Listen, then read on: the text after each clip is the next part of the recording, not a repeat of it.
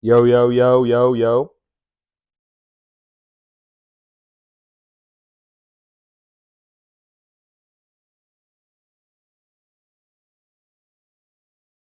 Test, test, test. What about now, guys? You got me? You should have me now. 1st and 10. Jones avoids a sack, dumps it off to Bellinger, gets about 5 or 6. What about now, guys? Apologies. Testing out some new materials here. We're testing stuff out. I appreciate you guys hanging with me. I'm getting levels. All right, cool. We too loud? Let me know. 2nd and 4. We're underway here at MetLife. Apologies for that, guys. As you can see, we're well lit today. We got a new background. We're changing things up. We got the microphone on. Check 2-1-2. Jones hands off to Matt Breida for a first down on 2nd and 4. Off to a good start this drive. I've been paying attention despite the technical work that we're doing here. All types of stuff going on behind the scenes.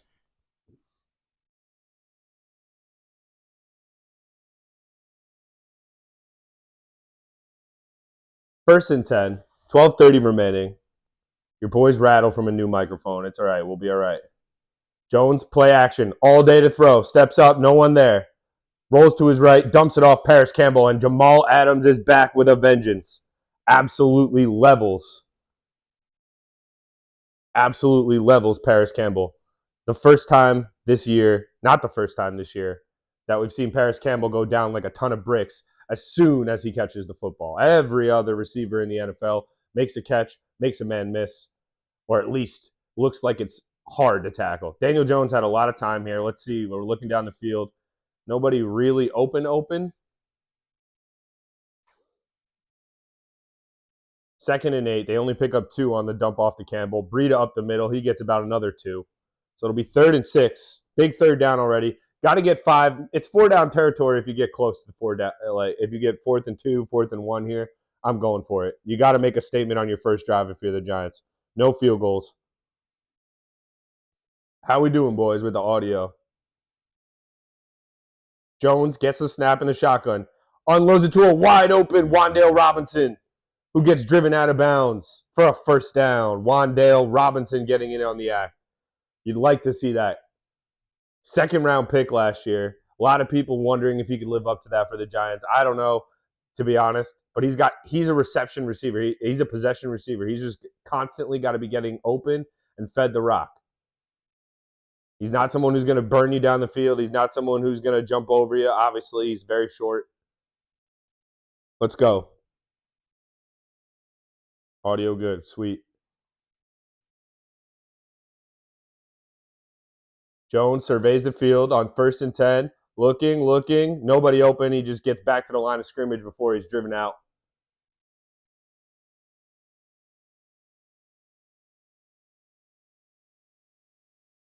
So Jones has time to throw this drive. No doubt about it. We're driving it a little bit, but these receivers either aren't getting open or he's not seeing them. I can't tell from this, TV view, obviously. 2nd and 11.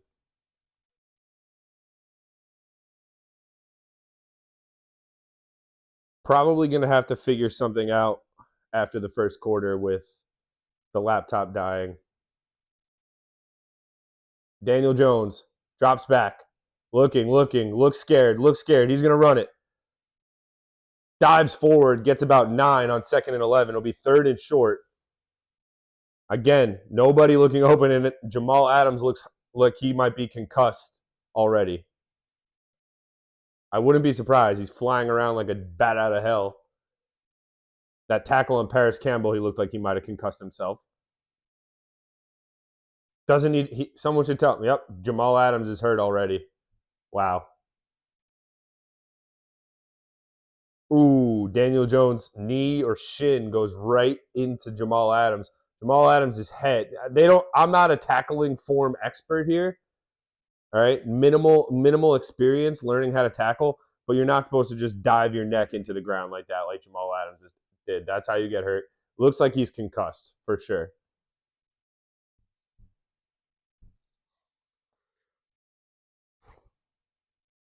Let's do it. It's 3rd and 3. Giants in Seattle territory, inside the 30. They hand it off to Brightwell, and he's stuffed a yard short. You got to go for it. You got to go for it. You got to go for it. I'm calling it right now. Go for it on 4th and 1. Yep. Keep the offense out there. They're acting like Brian Daboll is calling the plays again. They have the camera on him. Matt Parrott is out there, obviously, for the injured Andrew Thomas. Or I don't know. He's playing right tackle? No, Evan Neal's playing right tackle still, obviously. Got to go for it. Looks like the Giants offense will stay out there. Daniel Jones has converted 18 straight 4th and 1s. And tonight is the first one where we don't. He's stuffed. No shot did he get it.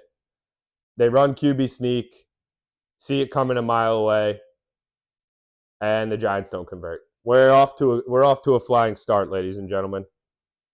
Off to a flying start.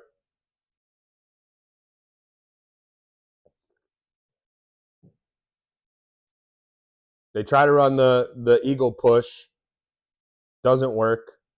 Low man wins. Center gets dive bombed. John Michael Schmitz gets dive bombed by the nose tackle. They just get lower. You just look at this. Pad level is all you need to see. Seahawks, low man wins. Every single lineman is lower than the Giants O-line there. Not one single Giants lineman won. And the Giants don't convert, and they hand the ball off to Seattle, and momentum is already in Seattle's favor. Yeah, I mean, the Eagles just have a better offensive line. Volt, obviously, we know this. The brotherly shove, the tush push. All right, now it's on the Giants defense. How confident are we? We go to a commercial break. Devastating start to the game. You make a couple of plays. Let's get the stats up really quickly because I was dealing with the audio issues. So I bought this new adapter to get more ports for the laptop, but it won't charge the laptop, of course. So I need to figure that out at some point. But we have enough juice for a little bit.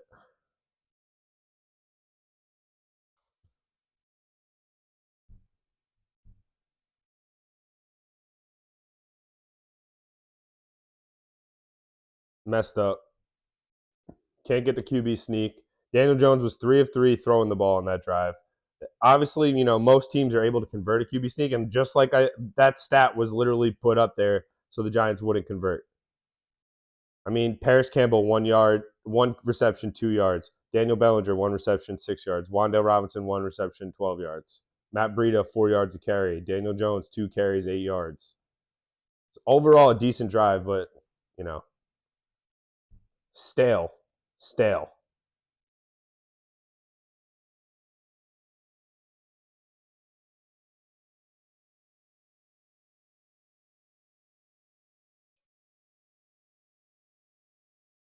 I'm definitely, guys, I'll be right back. 1 second. I have to figure out charging the laptop and keeping everything plugged in. So give me 1 second.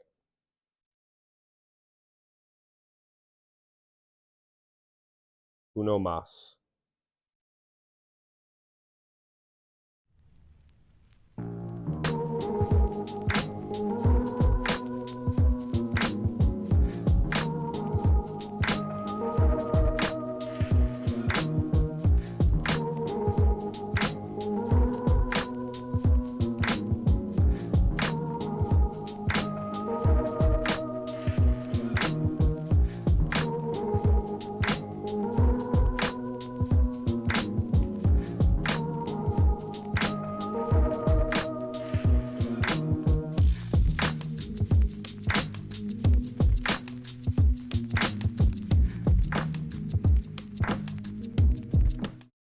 All right, we're back, as is ESPN.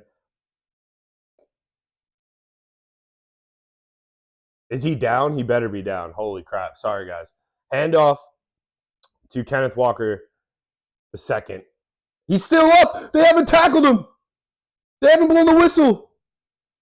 Is that a touchdown? He better be down. He better be down. He better be down. That is all I will say about that. He better be down. Okereke. Is he down?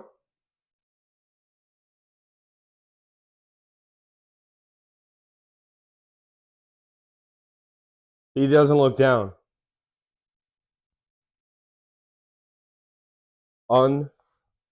Unbelievable. Does his elbow hit?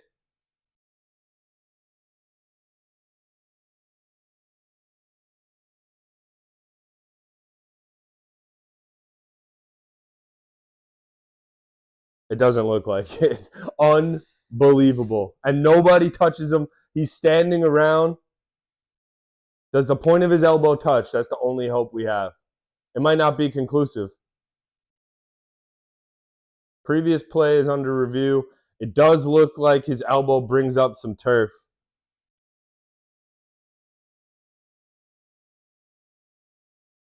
Yeah, his elbow hits.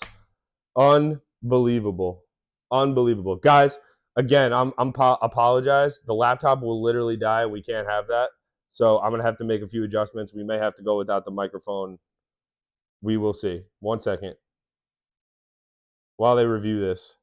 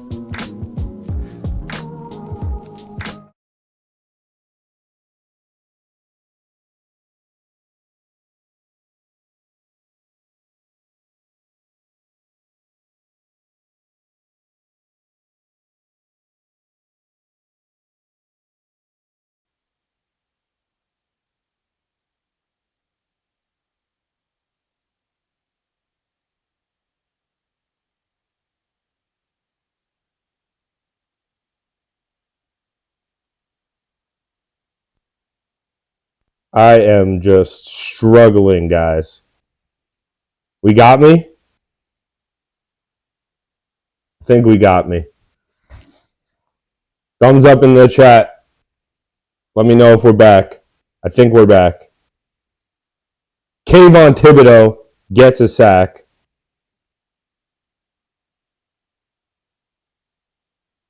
We good? I might be mad loud now. There we go. Should be good now. Let me know if we're good in the chat. We have a fumble on the punt return. Do the Giants have the football? They do. Oh my God. Thank you. Thank you, Volt. Appreciate it, guys. We'll figure out the kinks. I got some new toys. We're working on it. Oh my God. Eric Gray muffs the punt. Who comes up with it? They say we have the ball. We do have the ball. Oh my God. This is a nightmare. This is a bad football team. This is a bad football team.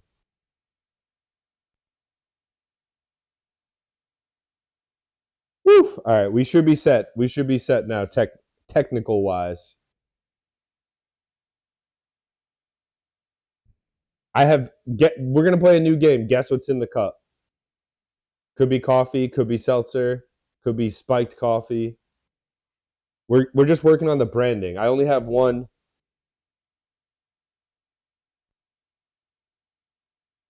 Staticky depending on the volume. All right, I'll try to worry about the gain there. Let's figure it out.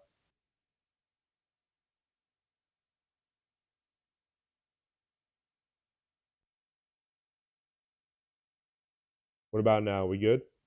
Little better. Little better. Little better. Little better. That should be good. That should be good. It could be my shirt also, but I think we applied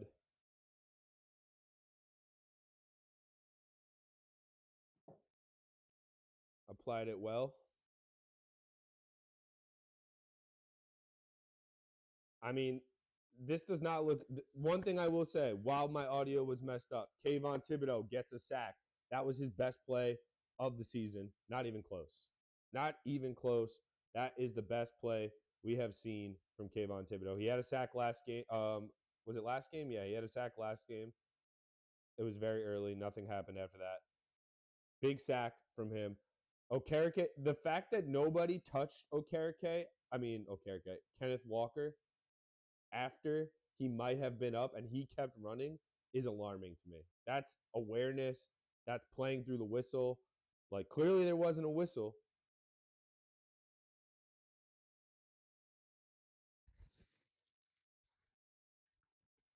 Am I not talking into the mic? My levels seem good on my end. That's all I will say. I'll up it a little bit. There we go. Jones play action. 1st and 10. Steps up. Again, nowhere to throw. He'll run it himself. Hold on to the football. He does. They're going for that football. He holds on to it here. He gets a 1st down.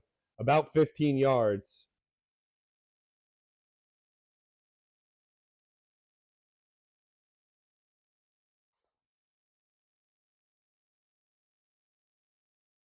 Play action to Breida.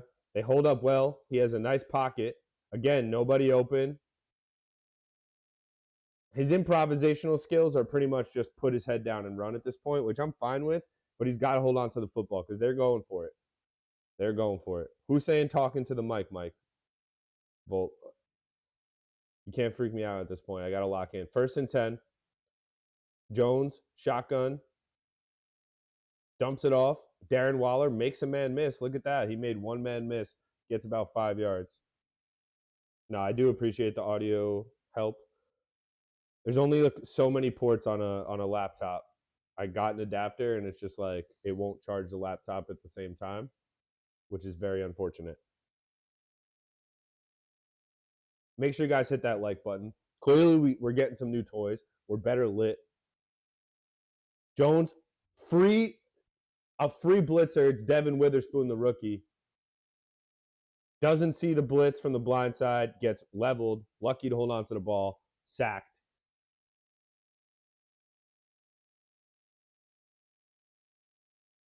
Just no awareness there. They go quickly. It's 3rd and 11.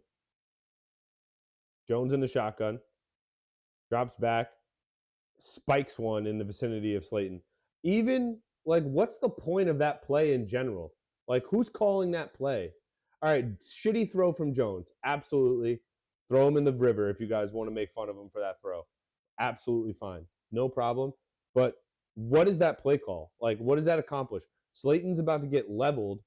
Even if it's put right in his chest, Slayton's about to get leveled and not get near a first down. So they're just playing to lose already from that with that play call.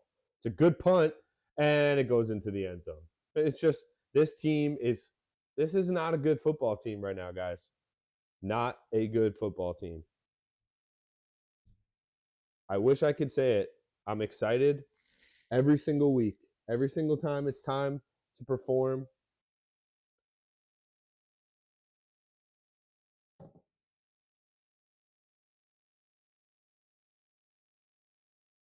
Anybody need anything in fantasy tonight?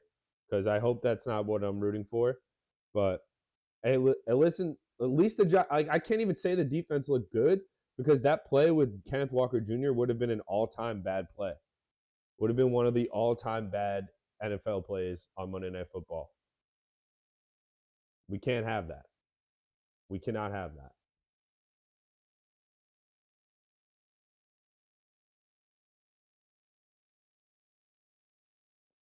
I'd like to see more pressure. I'd like to see what I saw last time on defense. Because right now, the offense looks disjointed. Jones, even when he has time to throw it, he's 4 or 5, 25 yards. Okay, fine. Nothing special. But at the same time, he's had time to throw it multiple times, and he ends up running because either no one's open or he doesn't see it. I can't tell at this point. I'm sure it's a timing thing. He doesn't like certain receivers are not on the same wavelength with him, but it needs to change quickly. I don't like. I can only like the receivers. I'm sure aren't good, and I'm positive they aren't. I think Waller is okay, but that's only because we saw him play well. What 2 to 3 years ago? Who knows if he's still good? These receivers are not talented on the Giants. I'm not making excuses for Daniel Jones. But at the same time, like I said, guys, that third down, what is that accomplishing? Even if Jones puts it in Slayton's pocket, what do we get? 5 yards on that on 3rd and 11? After hurrying it up, after trying to run hurry up offense, we run a little like curl route to Darius Slayton, which is spiked by Daniel Jones into the ground because the window was small and because it was a shit throw. Off to a great start.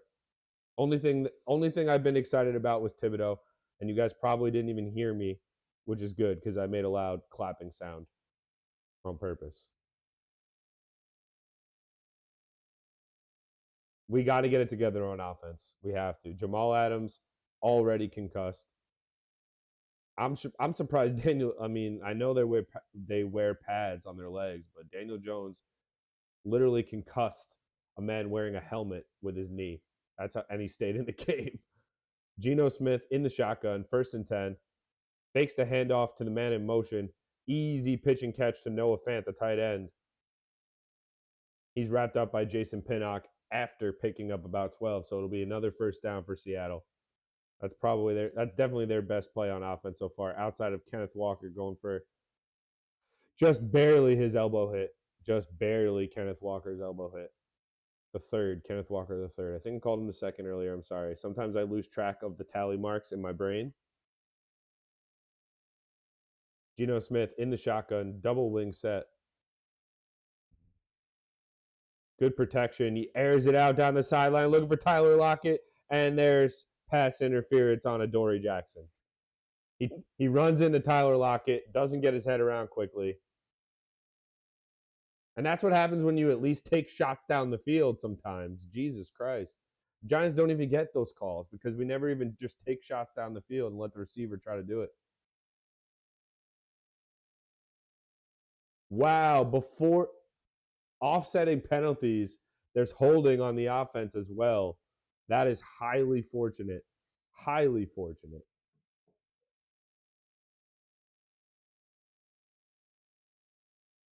Unbelievable.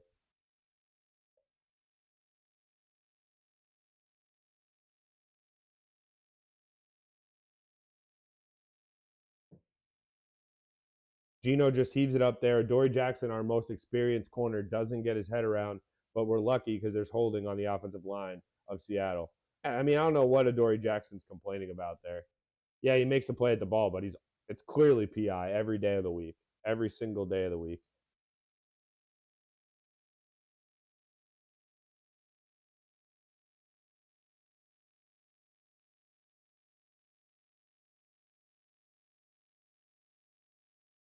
Not much to be excited about.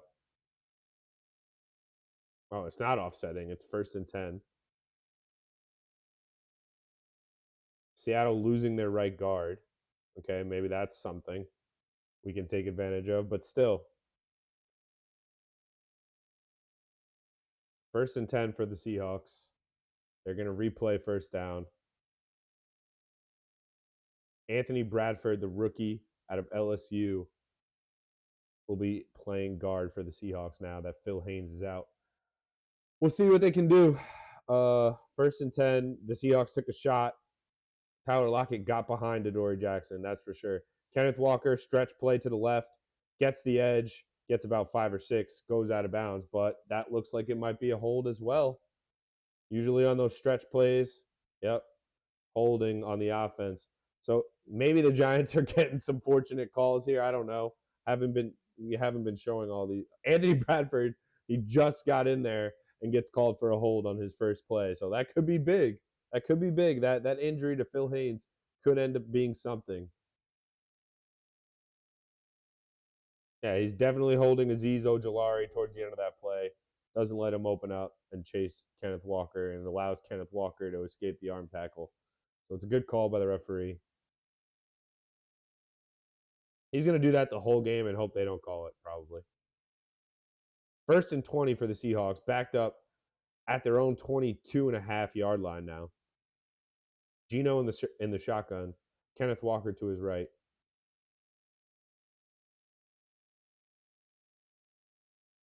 Offside on the Giants. Nope, we got a false start on the Seahawks. I can't tell, guys. Let me know. Does MetLife have a good noise level right now? What's going on with the Seahawks? Obviously, it was only one false start, but I can't tell the atmosphere. If the atmosphere had affected it at all, I'd like to think so as a Giants fan. Let's go. Defense looks like they might at least hang in there. Right tackle moves just a bit early on Kayvon Thibodeaux. Kayvon Thibodeaux looks... Oh, it's delay of game? Okay.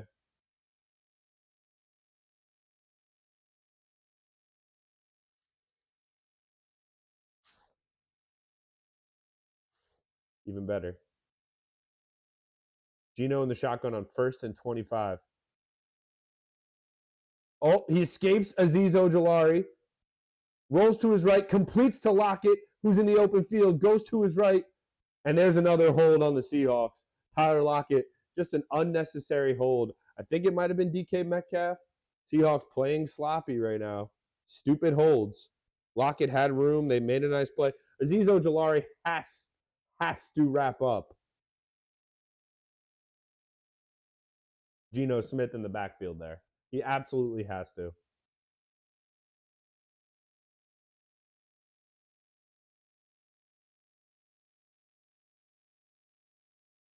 So I think we have a 1st and 35 coming up. Yeah, DK Metcalf is 100%. That's holding every single day of the week.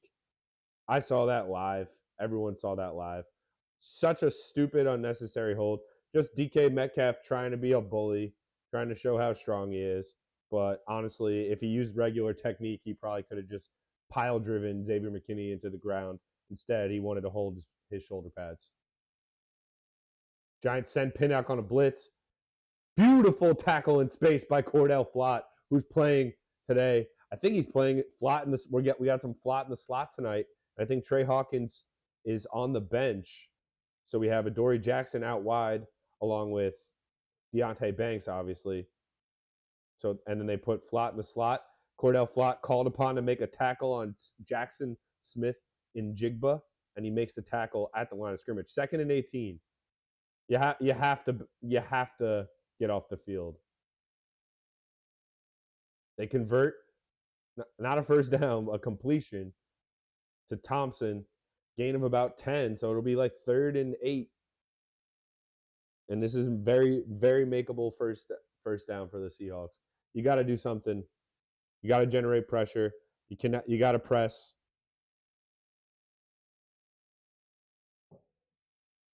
We've seen some pressure. I've already seen more pass rush from the Giants tonight than I have probably all season long. That's a good sign. Azeez Ojulari should have wrapped up Geno Smith on that holding call that DK Metcalf ended up bringing back. Smith in the shotgun. Steps up in the pocket. Looks. Delivers a strike to DK Metcalf for a first down. Deonte Banks is in coverage. And DK Metcalf does what DK Metcalf does, just a big body. Geno is improvising better than Daniel Jones was on that last drive. It's a good route, good coverage. He does just slap Deonte Banks in the head. I guess that's allowed when you're a monster of a human being.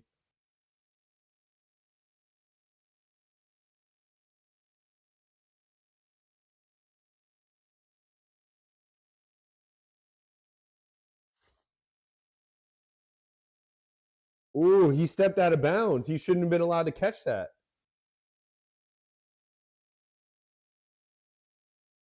Already a missed call. New York is getting jobbed. Oh, wait. They brought it back?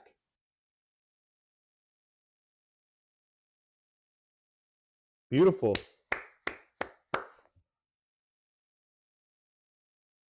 Hey, listen, Jet fans, if we have any Jet fans in the chat, out of bounds because he was the last one to touch it.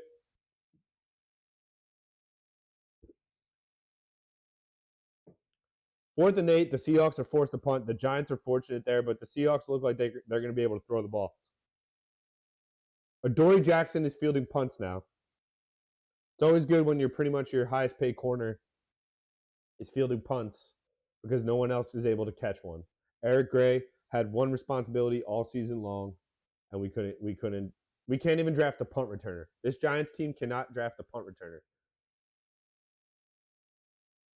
You know what's hysterical to me too? Kansas City. Kadarius Toney had your best punt return in the history of your franchise. Next season, what do? You give him like 5 snaps as basically like a running back instead of just putting him at punt returner again. Make that make sense.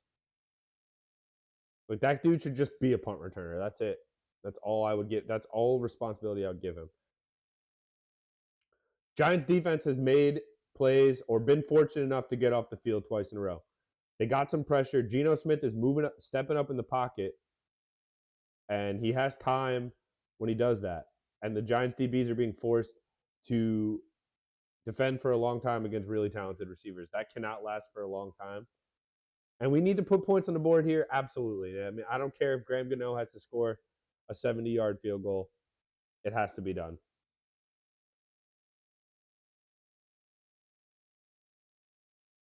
How are we doing out there, though, guys? How's everybody doing? How's everybody's Monday? We're already done with Monday, so there's a positive.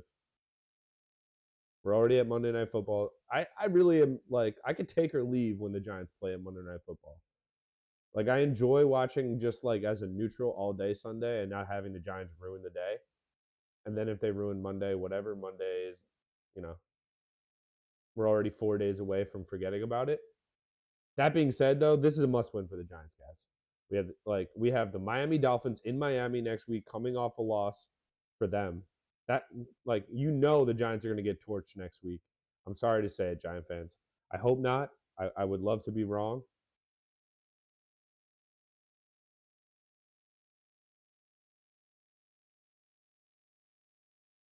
But yeah, not a good start for the offense. Defense, I feel like the penalties kind of ruined that drive for Seattle. I don't really feel like the defense did much to cause that. Cordell Flott made a nice play at the line of scrimmage. Other than that, really wasn't much.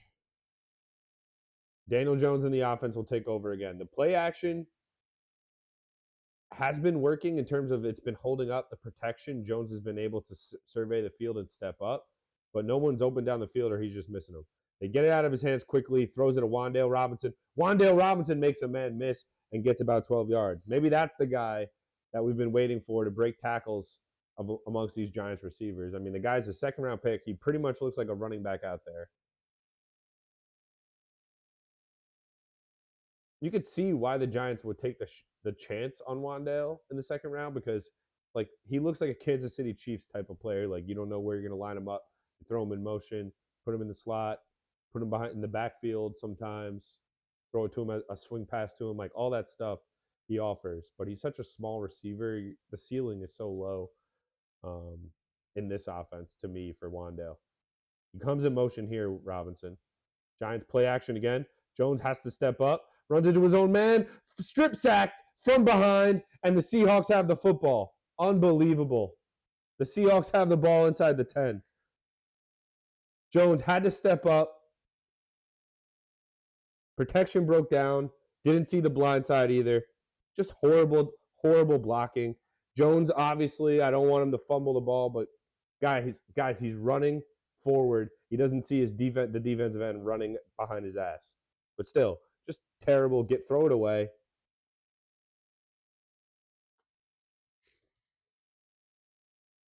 He needs to start throwing it away more. And Nwosu comes through unblocked. Jones has to step up. Number 66, Shane Lemieux runs right into him. It's unbelievable how bad that play was. Just horrible, horrible. Jones trying to escape. Probably should have just dumped it away. And that's what he needs to start doing. But he has O linemen on his own team pass rushing.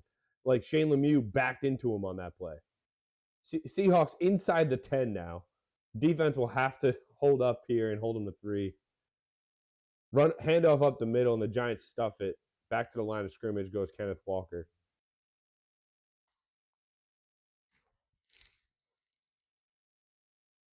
Just disappointing football.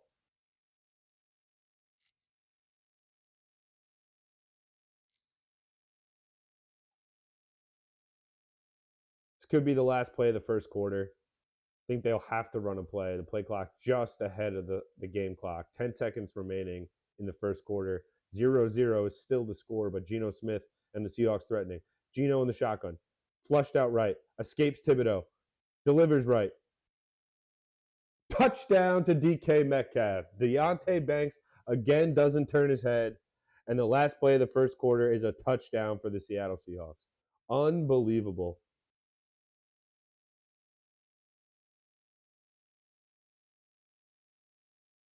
Nope. Every single time. Unbelievable, guys. Jones gets strip sacked. Geno throws a dart to DK Metcalf. Clear touchdown.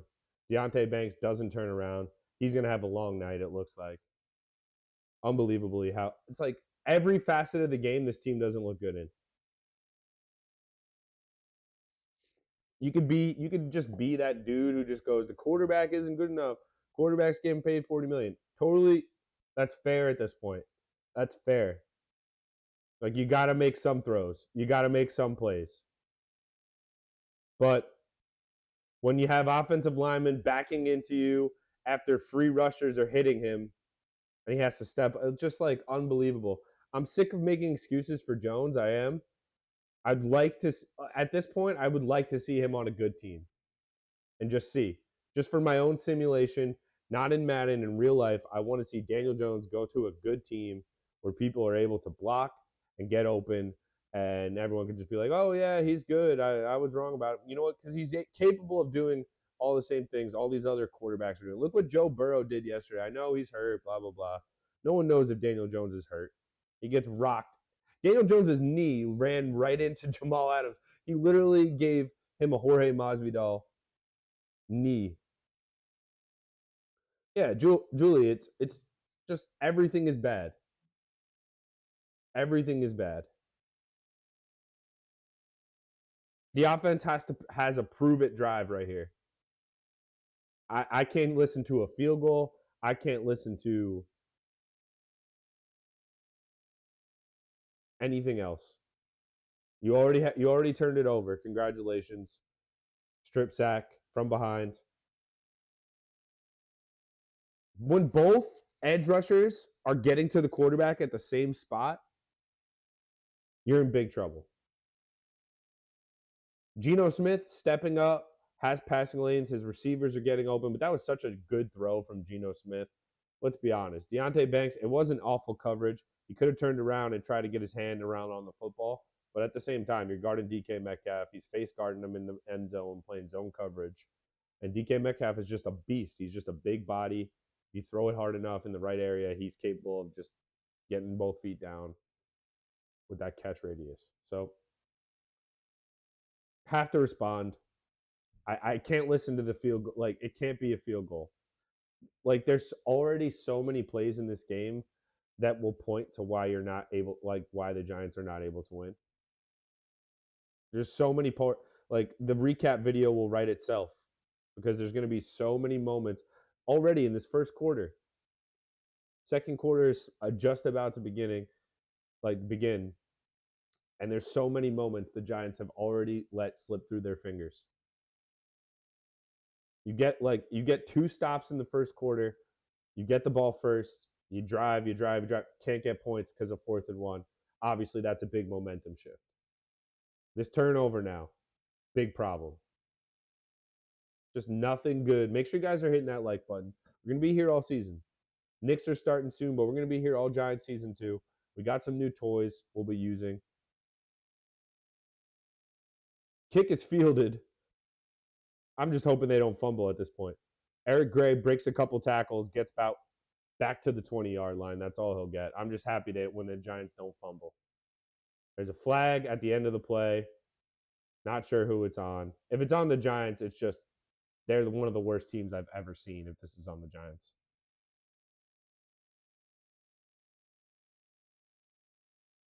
The Giants are one of the worst teams I've ever seen if this is on them.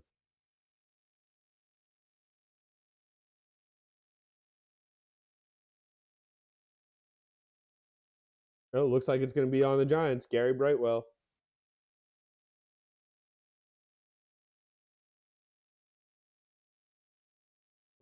Gary Brightwell, unnecessary roughness. There's another drive killer. That's another drive killer. Like, we can't even get the ball before the drive is over. It's a little bit of a flop. Brightwell, unnecessary, though, for sure. Unbelievable. Half the distance to the goal. Giants on their own 10 now instead of the 20. Jones, design run, holds on to it, gets about 3. Special teams coordinator sucks. He needs to get fired last week. We've already muffed a punt with the guy he put back there. Committed a penalty on a kick return. And obviously we can point back to week 1 and all the other special teams issues we've seen already this season. Daniel Jones, 2nd and 8 in the shotgun. Like, you can't go out like a little bitch on this drive. You just can't. They run it again with Matt Breida. This is such horrible play calling, guys. Horrible play calling. Horrible. And maybe I sold Andrew Thomas short, but at the same time, just like, we can't throw the ball because we can't block whatsoever. And then when we do block, the receivers either aren't open or the quarterback just isn't throwing them open. Jones surveying the field, looking to run again. He finally hits Breida on the run. Oh my God. A little bit of improv from Daniel Jones. He hits Matt Breida after breaking. Looked like he was about to take off again. Knew that he wasn't going to be able to pick up a first down there. Dumps it off to Breida after the linebackers creep up a little bit. Just dumps it over their heads. That's a big play. You can't go out like a bitch on this drive. You just can't. You have to put points up. You know what you did last drive. You know how bad the offense has played in the first half so far this season. You have to make plays starting now. Jones gives it to Breida. Breida right up the gut. Positive play on first down. Gets about 5, maybe 4. We need to start airing it out, getting guys open. Where's Jalen Hyatt at, man? I'm looking at the field right now. I see Hyatt at the top of the screen. think I see Wandale in the slot, and I see Darius Slayton. They give it to Breida again, and he is swallowed up for a loss. This play calling sucks. You're running on first down. You're running on second down. Now you have a third and long. This reminds me exactly of the Jason Garrett offense. Exactly. It's not like you're giving it to Saquon either. You're giving it to Matt Breida on first down, on second down.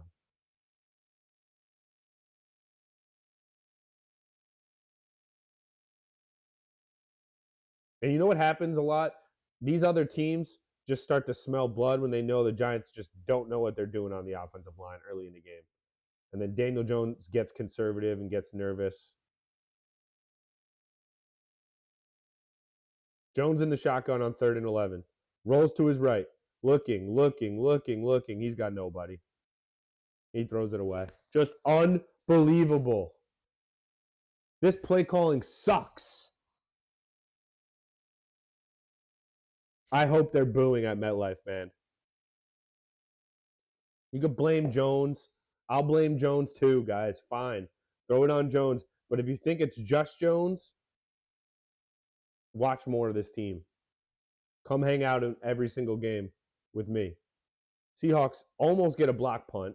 Giants just barely get the punt off. Fair catch called for at about the 17-yard line. Seahawks will take over there. There is a flag on the play.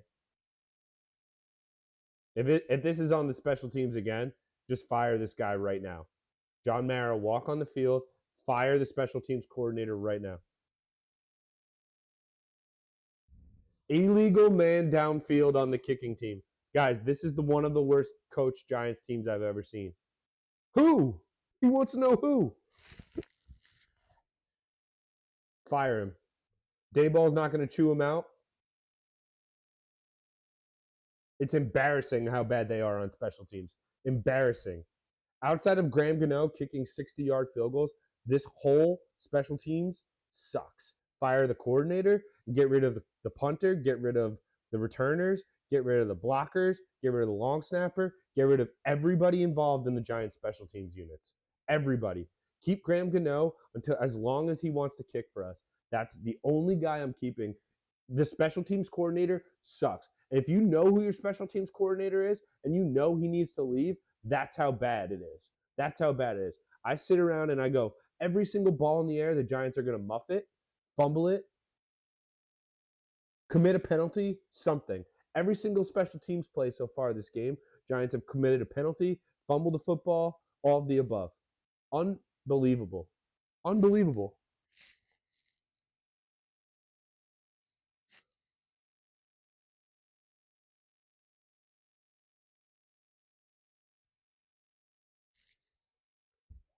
Chat, you guys gotta help me out. How's everybody doing right now? Is the bright side that we're only down one touchdown, I guess? We're gonna need a pick six or a defensive touchdown in this game. Let's be honest. We're gonna need someone on the defense to make a play. We're gonna need a strip sack like they had and a short field. Saquon and Andrew Thomas better like they might as well ask for $60 million a year. And I don't think either of them would make that much of a difference either because the way how poorly they're coached from start to finish. There's plays even where Jones has all this time. Trust me, guys. I need to see the actual angles before I throw Jones under the bus like this.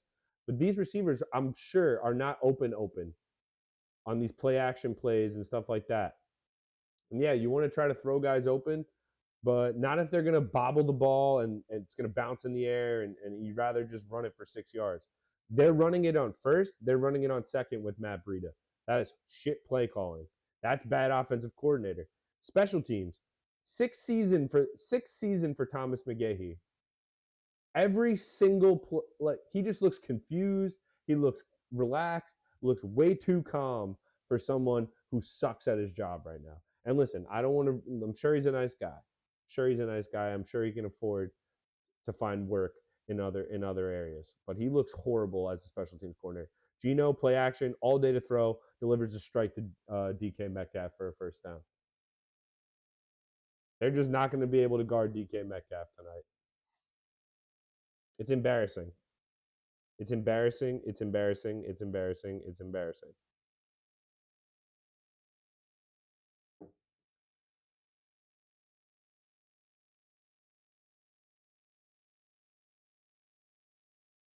Yeah, exactly, Julie. Literally not one thing is clicking. Hand off to Zach Charbonnet, the rookie. He keeps his legs moving, gets about 3 or 4. I hope it's a hold on Seattle. That's really the only thing keeping Seattle from boat racing us right now is the holding calls. And it is another hold on Seattle on Colby Parkinson, the tight end.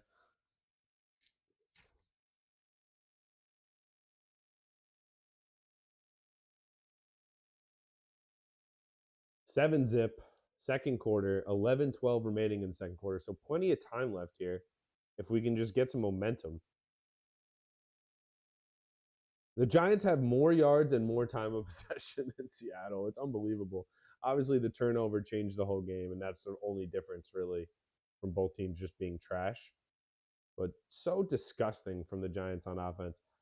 First and 20 for Seattle, and I have no doubt they'll eventually convert this on third down.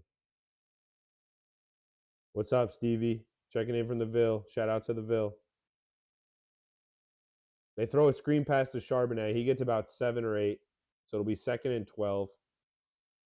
Giants on first. You know how bad your defense is when it's first and 20 already. You act like, all right, we're gonna still play like it's hard to hold them to 20. But the Giants still play back. They're playing soft. They rush 4 and then just rally to the football. But it's still you're giving up 9 yards. Second and 11 is nothing now. Nothing. Gino's gonna pick up 5 and they'll convert on third down. That's not the play, but that's my prediction. Gino in the shotgun, second and 11. Charbonnet in the backfield with him. Gino looking to throw, all day to throw, and they bat it right back into Gino's hands. Gino will take it himself and lose about a yard or two. Nice play from Isaiah Simmons to at least make sure Geno Smith doesn't get the corner there. DJ Davidson, the tackle, smacked it back into Geno Smith's hands. Big play from him. And that's pretty much all he can do in a pass rush situation, DJ Davidson. But he does smack it right. Like, that's how unlucky the Giants are. At least they, you know what? That is lucky because they lost another yard there. Third and 13 because Geno caught it. Normally that would just be, back onto the ground. Oh, is Geno limping? Geno's limping. Uh-oh. Listen, you hate to see people hurt. You hate to see people hurt. But as a desperate Giants fan, this is football. Players get hurt all the time. This could be an opening for them to at least have a chance tonight. I know Geno's going to keep playing. Third and 13. He gets rolled up on by Isaiah Simmons, it looks like. Yeah, Isaiah Simmons just sits on his ankle.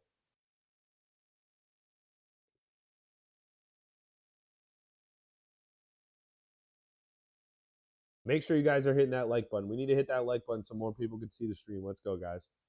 We got some new toys. We're mic'd up.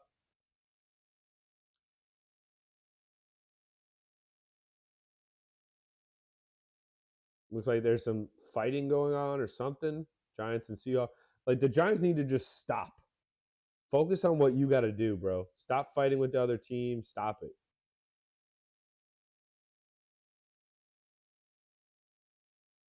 Looks like Kayvon Thibodeau's involved. 9:32 remaining, second quarter.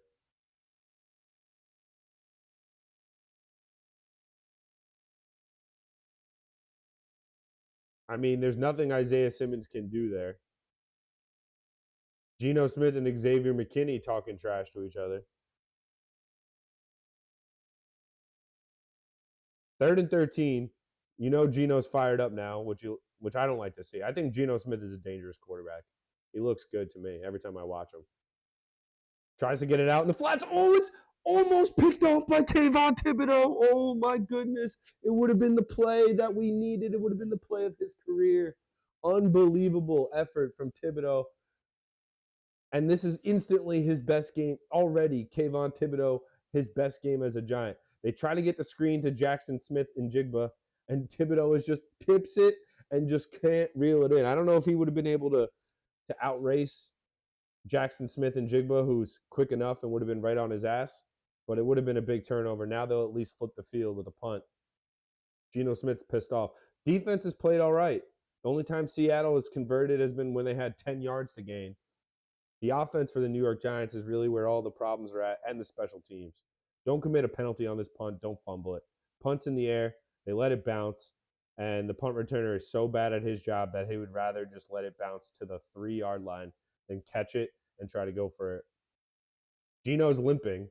He's pissed.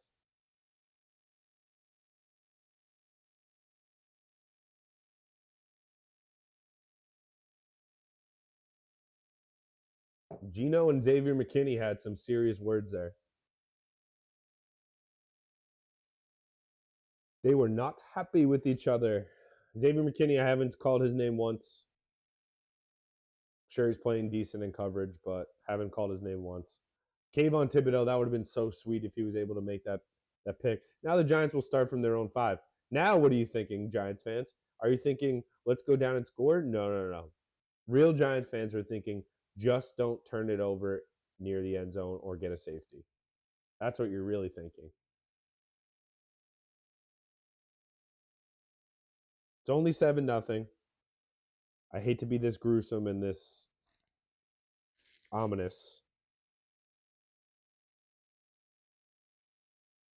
but we have not gotten anything going on offense. Our best offensive weapon is Daniel Jones' legs again. He's getting 6.5 yards per carry, which isn't even that amazing for a quarterback. He's 6 of 8 for 58 yards, but he's not pulling the trigger. He has the strip sack, which I don't really put on him. Listen, strip sacks, yes, you could just say ball security, ball security. But anyone who just screams ball security has not really played quarterback. Like the guy's stepping up, avoiding one pass rusher. He doesn't expect the blindside rusher to get to him that quickly, meaning the left tackle does absolutely nothing on that play, and he meets him right where the left edge met him. The right edge met the left edge exactly where Daniel Jones was at the exact same time. That should not happen if you're blocking correctly. So yeah, he should just dive or maybe throw it out of bounds. Sure, easy to say that after the fact, but can we block? Can we at least put hands on someone for a second? That play, it looked like 3 guys, no hands on them. We run hurry up, no reason for it. Geno Smith is 9 of 11, 68 yards, 6.2 with a touchdown, no picks. I mean, it looks like DK Metcalf is balling out, but he's really not. He has the touchdown. He has 2 catches for 22 yards. All of his catches keep getting brought back. The Giants are backed up. If they don't make a play, if they don't put together a drive here and at least get some points, like, what are we going to just hope for the second half comeback every week? Thank you. We got some branding going on with the mug.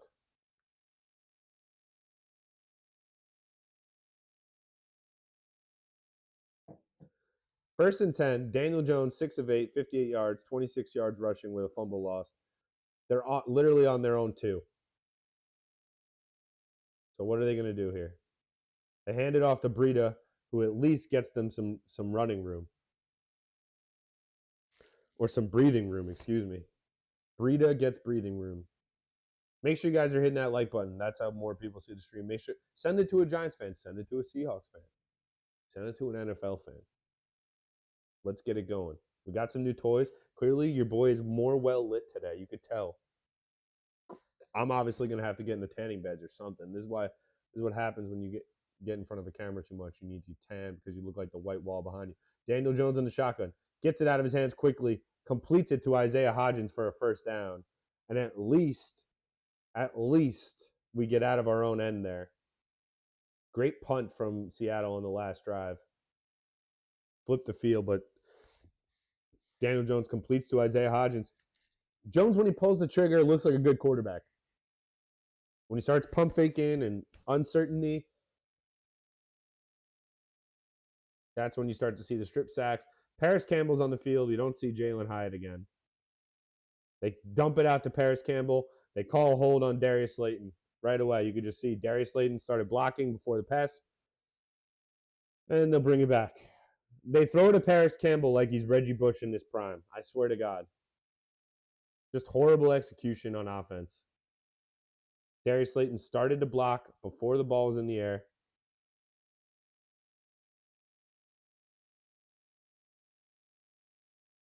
Referees are discussing this, but I doubt they pick it up.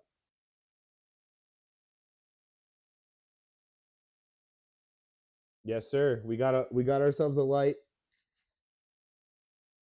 It's the same one Spielberg used to shoot E.T. in the 90s. in the 90s, in the 80s, whenever that came out. Not my favorite movie, to be honest. I think it's one of those ones you had to be like going to the movies when it came out to really appreciate it.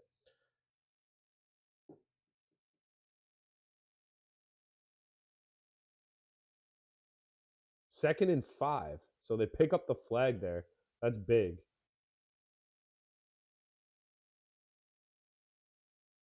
Handoff is to Matt Breida. Nowhere to go. Falls forward for maybe a yard. I mean, we're running the ball so much, guys, with Matt Breida. What does that tell you? What does that tell you? You could say they don't trust the quarterback. Fine. Maybe that's true. Maybe that's true. Maybe they don't trust the quarterback with this offensive line. Maybe they don't trust anybody on the whole offense. And the best way to limit the damage is to try to play a tight game. But when you're turning it over on special teams and when you're turning it over on offense, you're never going to win a tight game like this. You got to at least have some explosiveness to this offense. 3rd and 4, Jones in the shotgun. Good protection. Gets it out to Breida. Breida has a first down and then some. Darren Waller blocking. Breida gets forward. It's the Matt Breida show for the New York Giants.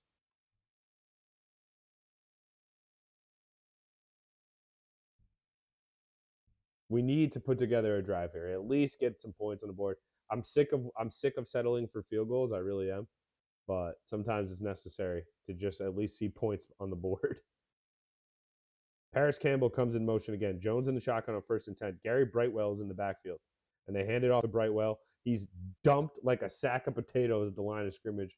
I think that's Devin Witherspoon again. It is. The rookie out of Illinois.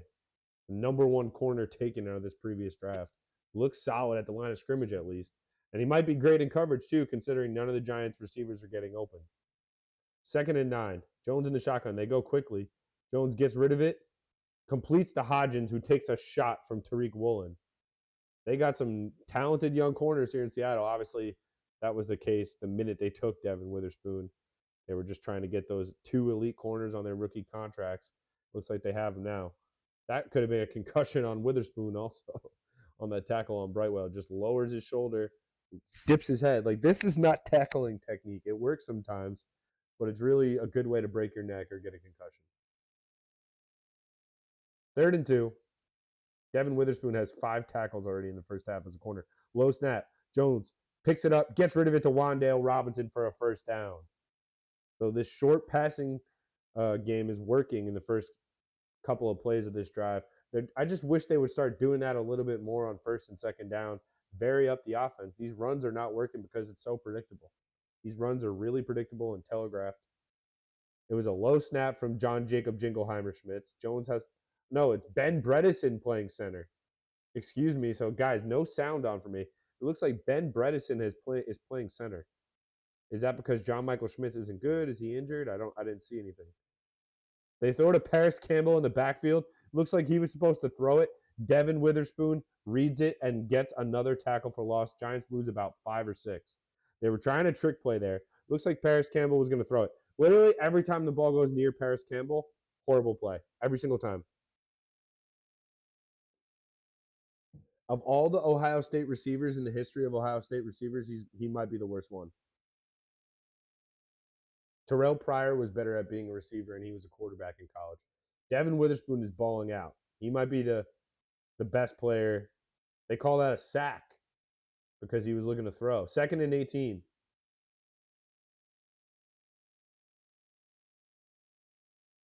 Jones.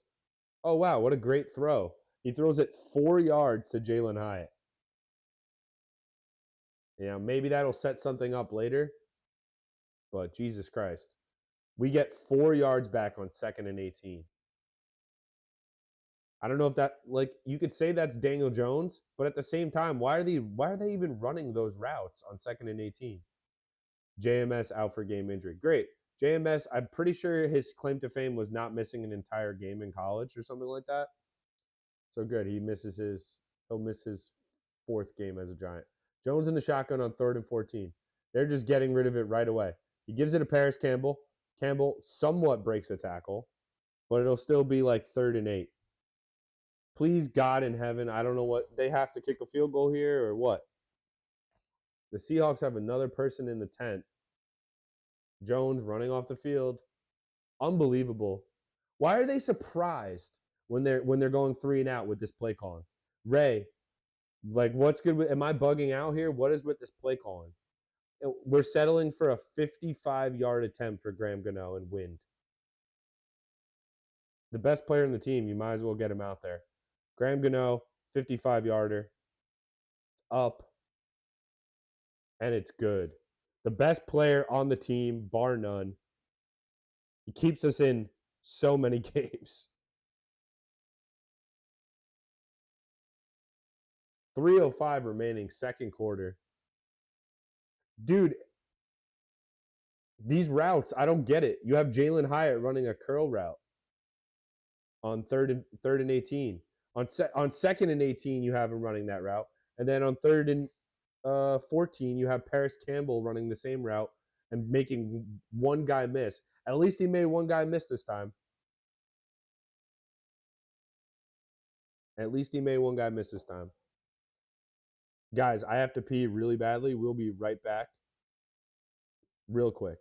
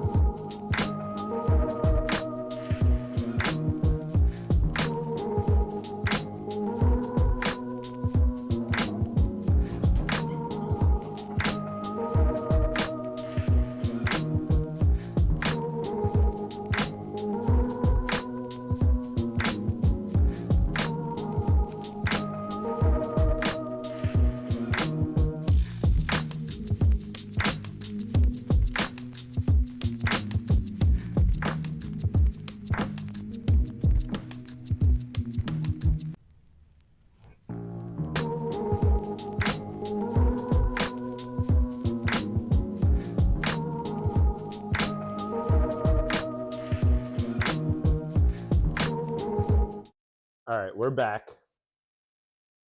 3 minutes left, second quarter. Seahawks get the ball to start the second half. The Giants just don't look like a team that feels confident that they can block for more than 2 seconds. So they're throwing these quick passes. They're using all. Wan'Dale Robinson's getting a lot of work underneath.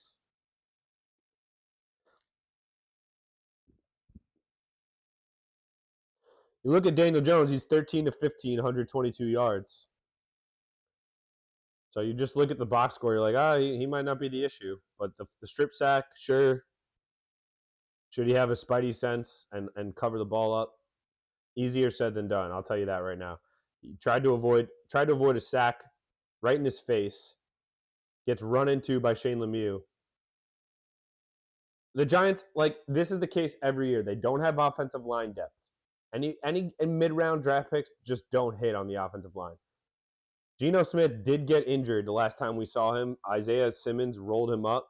It was a clean play, just like a form tackle out of bounds, but he does just end up sitting on his ankle. Make sure you guys hit that like button if you're popping in for a second. We got some new toys this week. The microphone. We got the audio, right? Audio still good? Yes, sir. Oh, Geno's out of the game. They take Geno out. Drew Lock is in the game. Same draft as Daniel Jones, taken in the second round, though. Daniel Jones was taken before him. A lot of people might have disagreed with that around draft time. I in fact, remember a lot of people disagreeing with that. Geno's back out of the tent. Looks like he might want to come back in the game. But Giants got to take advantage, get a 3-and-out quickly with the backup quarterback in. Drew Lock is just coming out here slinging it, though. Nope, he's running. Quarterback draw. Drew Lock gets a first down. picks up about 12 or 13, right up the gut. Giants were not expecting Drew Lock to run. No scouting on the backup quarterback. You could just tell they have no idea that he can run at all because he's white. Sorry to say. It's the truth. 7-3, 2:35 remaining, second quarter, 1st and 10 for Seattle at their own 36. Lock in the shotgun, gets rid of it quickly, wide open DK Metcalf. Metcalf lowers his shoulder. Deonte Banks just gets ragdolled out of bounds after about a 13, 14-yard game. Giants look like they're just like, oh, maybe we'll hold them to a field goal here. Listen, you got to hold them to 0 here. They get the ball back to start the second half. I'm sure Geno will be back in the game. But if they score a touchdown here, who knows? Maybe they'll just roll with Drew Lock the rest of the game because the Giants don't look good. The Giants have the highest blitz percentage in the NFL since 2022. Obviously, Wink Martindale known for that, but none of it gets home. I got to be honest. I like Wink. I like the idea of Wink. Maybe we don't have the defensive players for his scheme yet, but right now, outside of Kayvon Thibodeau's made a couple plays. 2-minute warning here.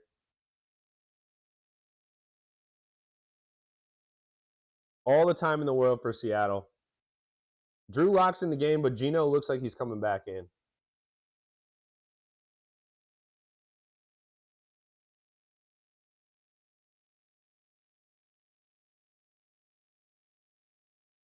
One catch for Jalen Hyatt. No catches for Darius Slayton. 3 catches for 15 yards for Paris Campbell. Awful. He basically is a running back who catches the ball. And he's not a good running back at that. DK, I got to be honest, if I'm the Seahawks, I'm just throwing it to DK every single time. Every single time. We've only seen 4 incomplete passes in this game amongst 3 quarterbacks. Drew Lock is 1 of 2. Geno is 9 of 11. No, I'm sorry, 5. I can't do math. Geno is 9 of 11. Drew Lock's 1 of 2, and Daniel Jones is 13 of 15. You look at Daniel Jones' passing numbers, fine, no problem. But 3 sacks already in the first half is just. I'm so sick of talking about this, guys. Like, there's a reason. There's a reason people are just like obsessed with offensive linemen on Giants Twitter, and I understand it. Like, they literally need to draft 7 offensive linemen every year, and they should also sign 7 offensive linemen in free agency, and then literally let them fight to the death in camp and let the rest of the team suck. Who cares? You already have Daniel Jones locked up. You have Saquon. The rest of the receivers, let them run on rookie contracts. But I'm not dealing with this offensive line anymore. I'm just not. It's not a good offensive line.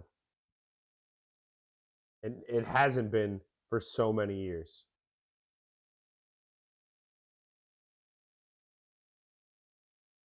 So many years, guys. Like, Andrew Thomas, all right, he's hurt. I feel bad for him, no doubt. Injuries happen. It's football. I get it. He played in a game where they lost 40-0 and the offensive line got blown up too. So he comes back and then what? All right, maybe he plays well. Fine. Like, everyone praises him. Sure he plays well. He helps the team. Definitely, he'll help the team. But how much is he going to help the team? Is he going to really help the team? Look how bad we are at blocking. The quarterback is 13 of 15. It's not like he's making any difficult throws. I'm not going to sit here and say he's playing a great half. He's not. Geno Smith is back in the locker room. So this is a new development. This is big. I'm not going to act like Drew Lock looks bad to me. Drew Lock looks like a backup quarterback who's ready to play. You know why? Because the Seahawks are always a well-coached team. Drew Lock in the shotgun, 1st and 10, 2-minute warning, incomplete. And those are the throws that you're going to start to see with Geno not in the game. And I don't want to hope Geno's out for a long time. I really hope not. But we're missing Saquon. We're missing Andrew Thomas. Like, we're missing our key players too. If Geno's not playing, I get it. Quarterback's different. But if Geno's not playing, that's an opening for the Giants. There's literally, there's no excuses at all if Drew Lock plays the rest of this game. If you lose to Drew Lock in prime time, just pack it in. You don't have a good defense. You don't have a good offense. You don't have good special teams. You're not a good team. Tank for Marvin Harrison Jr. or an offensive lineman. Drew Lock across his body, incomplete, looking for Smith and Jigba. And we're getting the Drew Lock. We're getting some Drew Lock reps right now. And that's really That's really all we're accepting. Geno probably completes the last 2 attempts that Drew Lock's made on this drive. It's 3rd and 10. The clock stopped. It's a minute 52 left. This is a big play. I wouldn't be surprised if Seattle just ran the ball here. Their defense is playing well. Make the Giants use a timeout.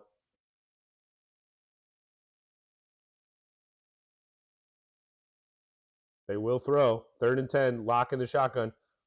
Rolls to his right. Completes for a first down. Wide open Noah Fant. And they can't make the tackle. He's still going. It's a touchdown. Unbelievable. The worst tackling you've ever seen, guys. The worst tackling you've ever seen. This team stinks. This is one of the worst teams in the NFL.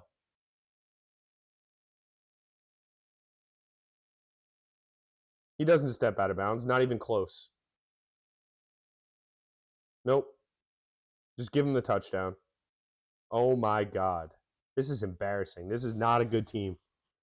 I'm already, it's embarrassing that we're going to have to start looking at mock drafts. Please don't be, he's down at the 1. Oh my God. We got to take the points back. So not only is it not a touchdown, but they're going to be down at the 1. Nope. To me, there's green there. They're showing that last step. The tackling on this dude. All you have to do is man up and stop hitting him in the ankles. Every single Giants feeble-bodied. No, the touchdown stands. His knee was down. They're going to bring this back. His knee's down at the 1.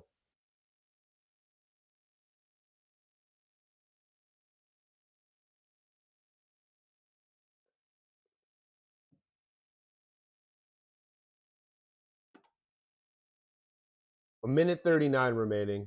Noah Fant. Isaiah Simmons finally drags him down at around the 1.5-yard line. Just embarrassing. Dory Jackson was one of the guys who threw his shoulder at the legs. First of all, he's wide open in the flats. Noah Fant, who's 6'7", exaggerating, but he's definitely at least 6'5", 250 pounds. And the Giants just lose him in the flats. He's wide open. And not only that, he's running down the sidelines, and everyone's just diving at his ankles. Diving at his ankles. It looks like a Madden play where the computer is trying to give you a touchdown. Horrible. Just not a... Guys, the Brian Dable honeymoon phase is officially over for me. And it's not because... It doesn't mean I want him fired. It doesn't mean like he needs to leave tomorrow. This is not a well-coached team. Not even close. Not even close.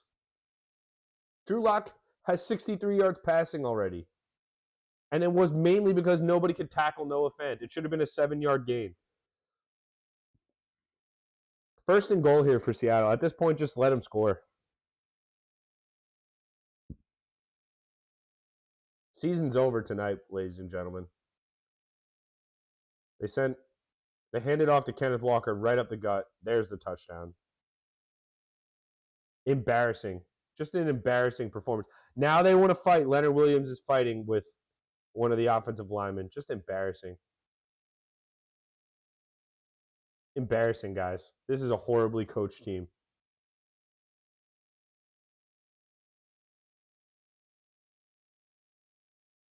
It's a personal foul on Leonard Williams, definitely. He might get thrown out of the game.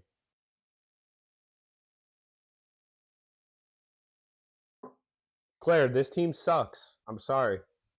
I'm gonna be making videos all week about why this team sucks. I'm gonna try to make it creative. I'm gonna try to make it fun. There's gonna be personal fouls on both teams, number 75 and on Leonard Williams. They're both gonna be one play away from getting ejected.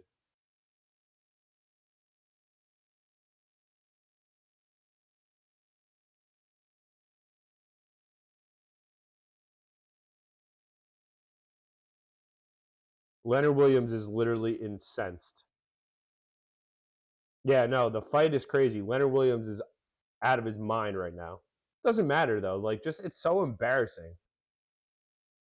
What's the issue? I mean, he's probably getting held.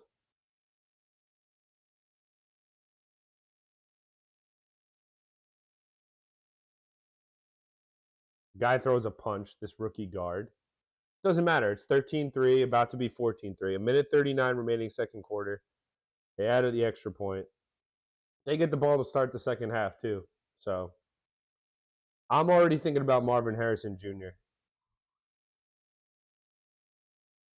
I don't think we're going to be bad enough for Caleb. Hey, listen, Drake May might be in play, too. I don't even care about the court. Like, Daniel Jones, I'm a Daniel Jones guy. I don't think he's a reason they're this bad. But he's not helping anything either. Who cares?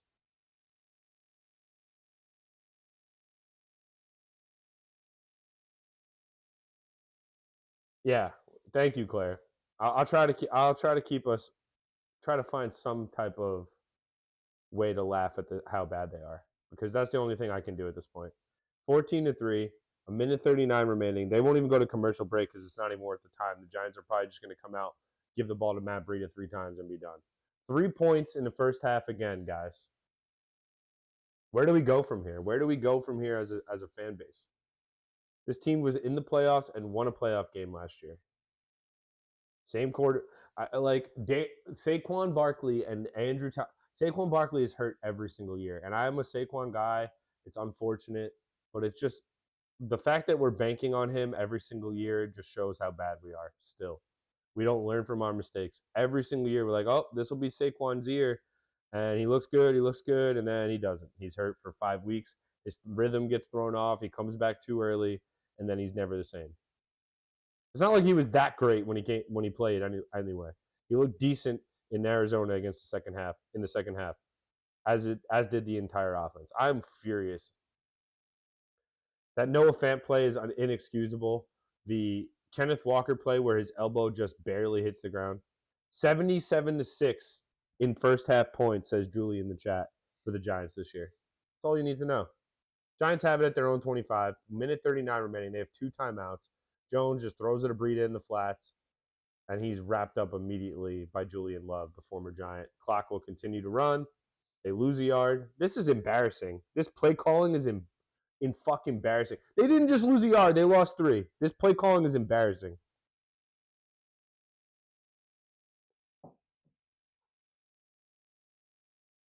Again, almost picked. Tyreek Woolen hits him in the chest. This Jones, terrible. He's telegraphing his throws, no doubt. This play calling sucks. He's just throwing it to his first receiver every single time, isn't he? Even if they complete that, it's a shit play. These plays suck. He threw it right into Tariq Woolen's lap. Thank God Wandale at least made an effort. This team sucks from head to toe. I bet you they hand it off here and just go into the locker room. Only team in the NFL with 0 touchdowns in the first half, the New York Giants. We hand it off to Matt Breida. Guys.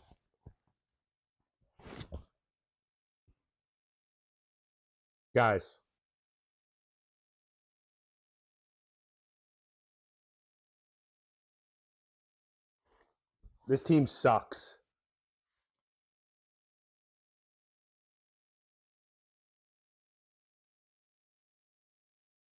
Jones clearly didn't hear the play. Unbelievable. It looks like Jones looks like an asshole.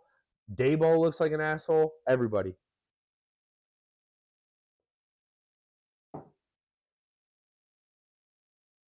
We're booing, Julie? Yeah, we should be booing. We're down 68 in the first half through 4 games. It's a miracle we won 1 game. We're punting. That drive took 50 seconds. We need every yard we can get here. Seattle will take over at their own 11. 53 seconds remaining first half. This is so bad. This is so bad.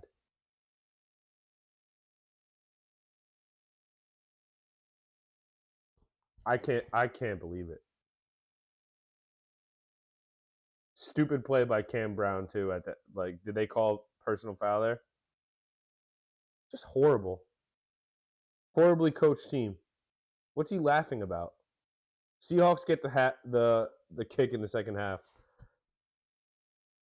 They have 1 timeout remaining, If they somehow put points on the board here, we're getting embarrassed again.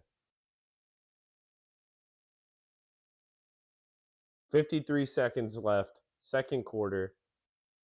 Drew Lock is still in the game, in the shotgun, hands it off to Kenneth Walker. Finally, we get a good play from Bobby Okereke. Tackle for loss. Probably going to be the end of the half. Nope. Who uses the timeout?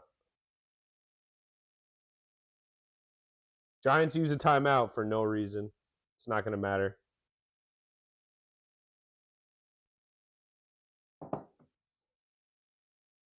There's not a single good thing happening. Like, there's not something I can even just give. Like, guys, there's been giant losses. We've watched the Giants lose games. They've never have been a regular season powerhouse. Let's not act like we're a spoiled fan base here, but we literally can't do anything.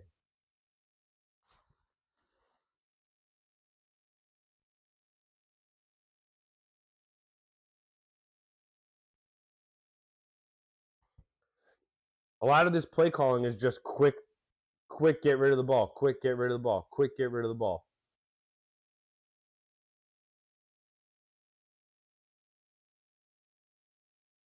They hand it off to Kenneth Walker again. He runs out of bounds and stops the clock after about a 2-yard gain, so maybe we get the ball back here. But still, it doesn't matter. There's 43 seconds remaining.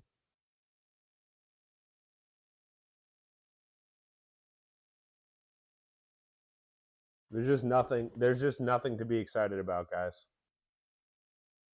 I just want to be excited about one player. Can I get excited about one player? Nope. Not one single player in the Giants deserves excitement or energy. 3rd and 8. Drew Lock's in the shotgun. If they throw the ball here, I'll be shocked. They should be just running it. They will. They hand it to Kenneth Walker. He gets tackled. Giants will use their final timeout of the half. 37 seconds remaining.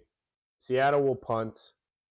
This will go 80 yards in the air, and the Giants will probably muff it, and they'll recover it and kick a field goal. It's just embarrassing. I have no confidence in one unit. They don't even look like a football team capable of making one single play. That's how bad they look.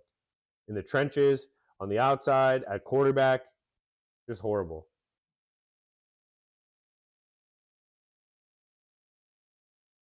Adoree Jackson is back to return the punt. He's going to just call a fair catch no matter what.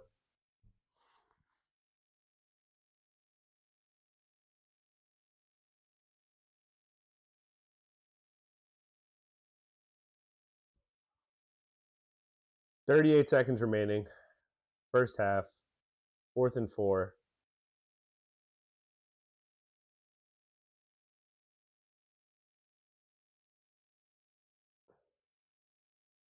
There's a flag. It's going to be running into the kicker. It's unbelievable. This special teams unit sucks.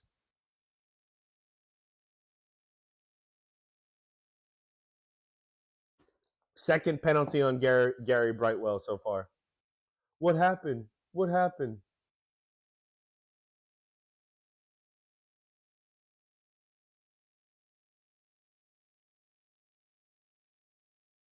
Holding on the Giants. So it wasn't even the running into the kicker. Nope. Seattle will hold the ball. Embarrassing.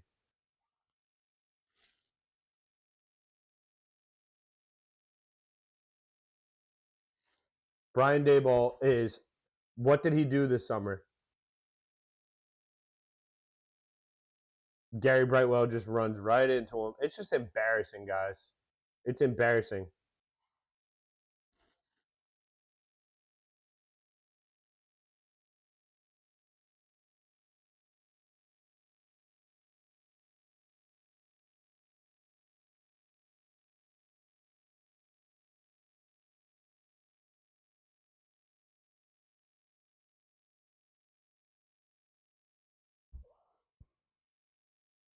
First and 10, 31 seconds. I swear to God, if Seattle somehow finds a way to get points on this drive. Kenneth Walker runs to the outside, gets out of bounds, gets about 6 or 7. 26 seconds remaining. Cut Gary Brightwell, Ray, but also Cut Thomas McGahee. This guy is horrible. You can say all you want. Oh, the quarterback isn't talented. Oh, this guy isn't good. The whole team, the fish rots from the head down. Coaching has been horrible. All three phases of the game. The defense is the best unit, and they're not even good. Handoff is to Drew Lock. Drew Lock hands off to Kenneth Walker. That's going to be the last play of the half, I'd have to imagine.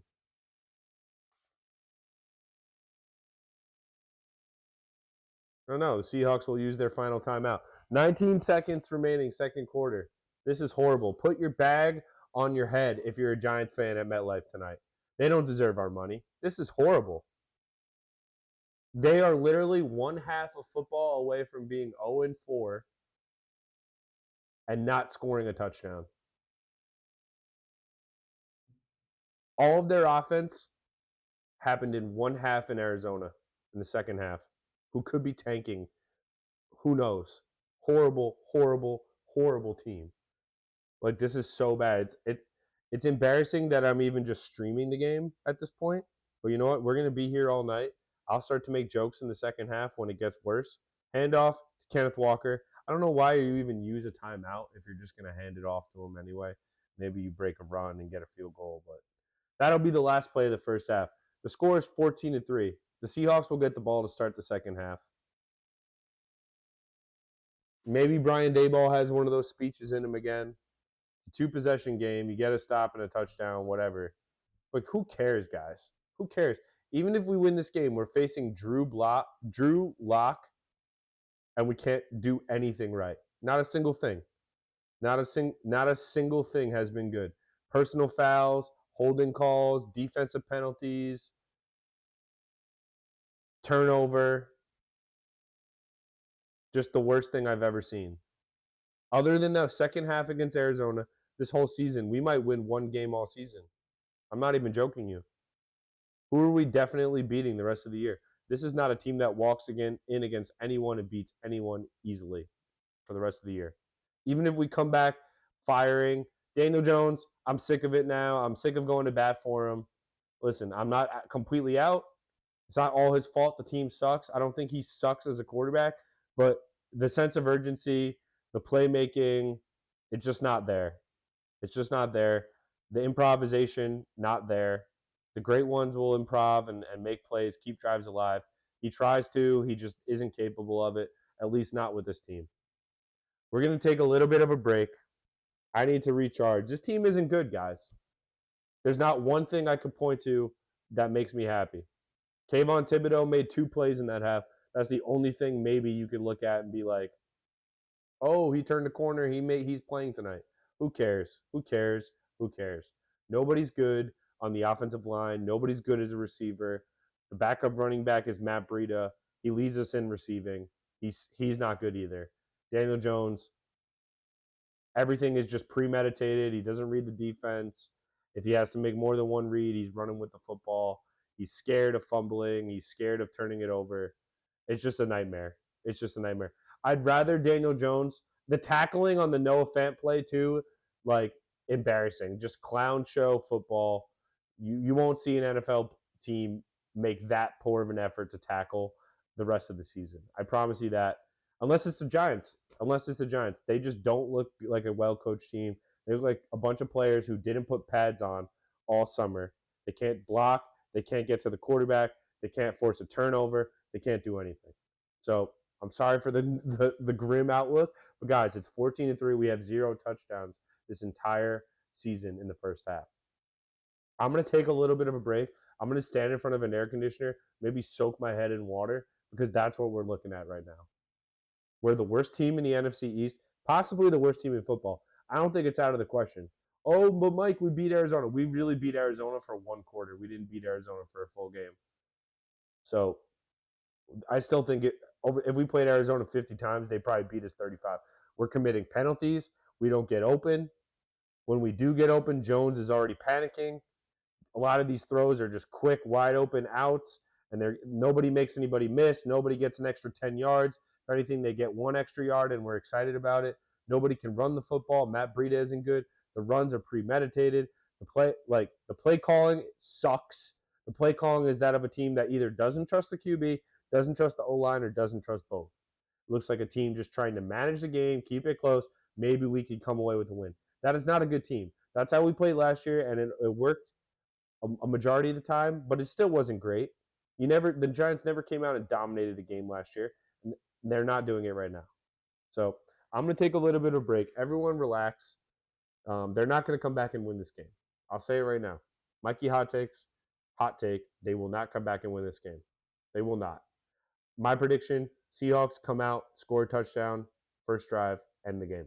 That's it. I'll be here for the whole thing. I got nowhere to go. I'm watching this entire game in the stew in Mikey Hot Takes headquarters. So stay with me. Make sure you guys hit that like button. Send it to a friend who's a Giant fan. Say, listen, come hang out. This is a hurt Giant fan. He's going to talk to you about the game. He's going to ease you through it. We'll chat. We'll get through it, all right? But until then, I'm going to take a little bit of a break and try to regroup. Hold tight.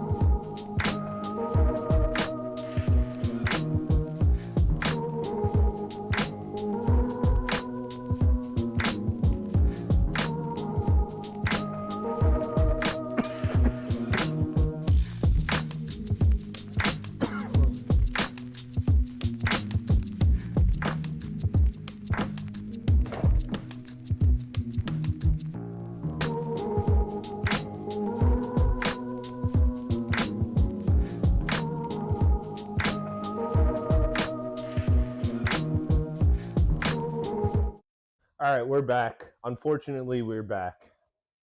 Fixed the camera, got a little rocked. We're in tight quarters here in the MHT studios.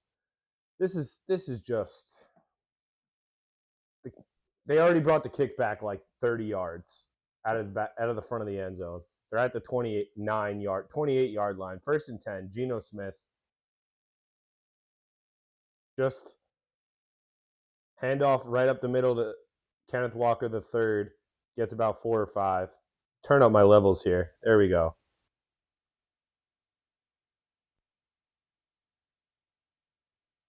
We look like a team already thinking about the draft. That in week 4. In week 4, we're thinking about the draft already. Camera's effed up. I basically kicked the table as I was getting back onto the set. They throw it to Tyler Lockett in the flat. He gets a first down. Azeez Ojulari wraps him up. There is a flag on the play. The only thing the Giants defense has done well is draw holding penalties. That's it. That's really it, guys.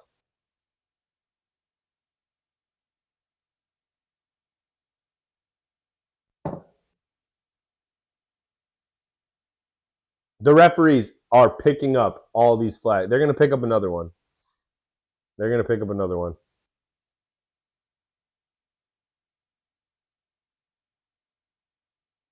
Ineligible man downfield on the offense. 2nd down, 5-yard penalty. The only thing we've been able to do is get penalties called on the Seahawks offense.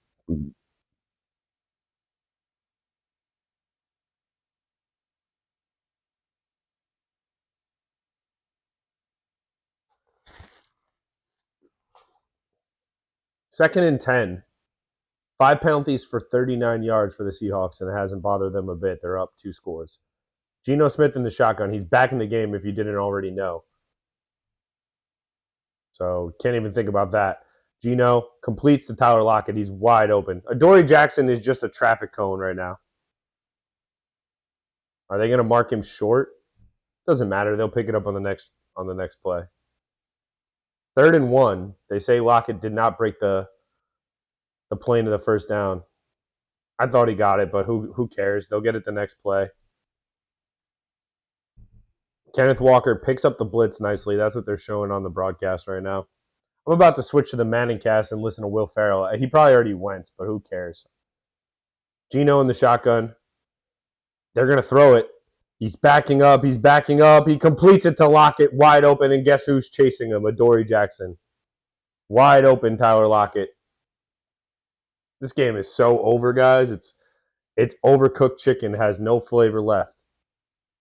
No flavor left. Dry-ass chicken is what this game is. Unbelievable. Just a little in-route crossing pattern from Tyler Lockett on the play action on 3rd and 1. Good play call. Giants would never do that. They'd probably run it and get stuffed.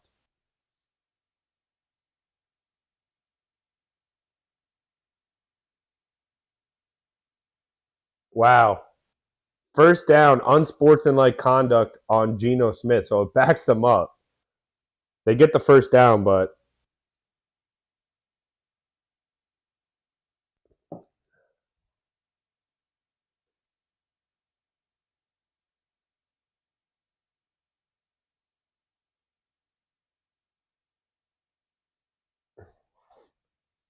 $11 of 13, 99 yards for Geno Smith.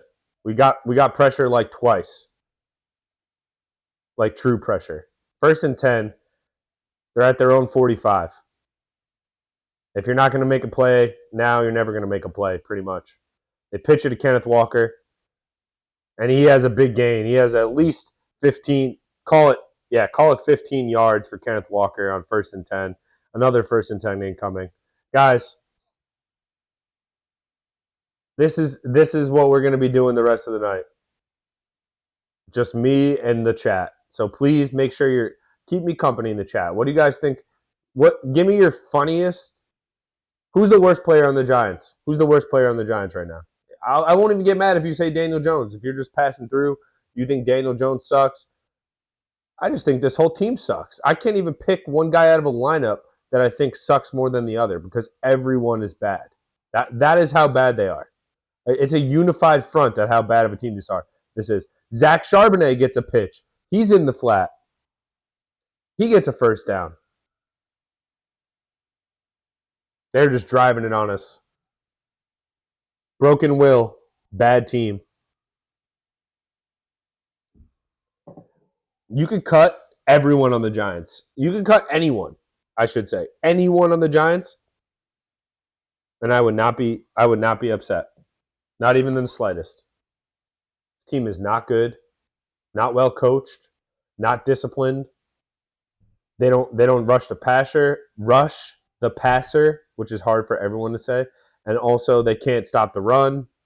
Charbonnet gets pitched. Finally, Okereke, the free agent signing, who's supposed to be this best middle linebacker the Giants have had in a long time, finally gets downhill and makes a play, a tackle for loss.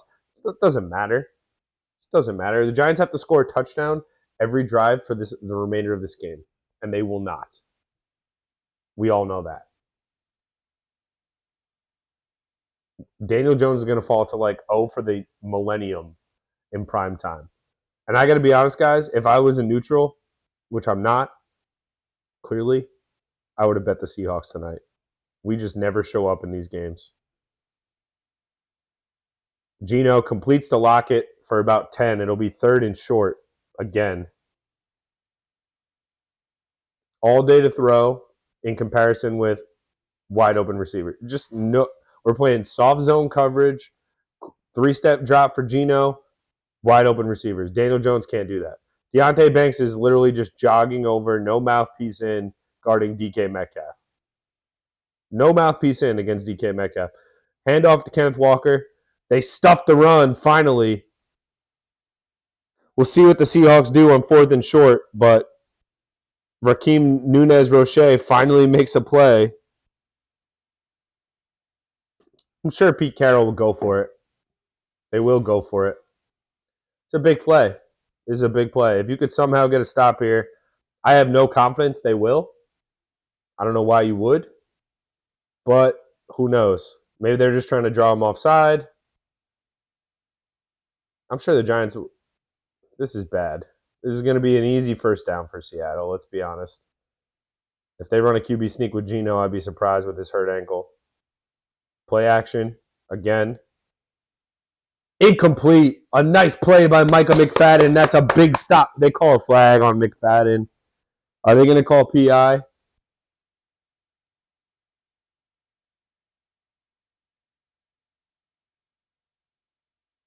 It looked like it was within 5 yards of the line of scrimmage, no?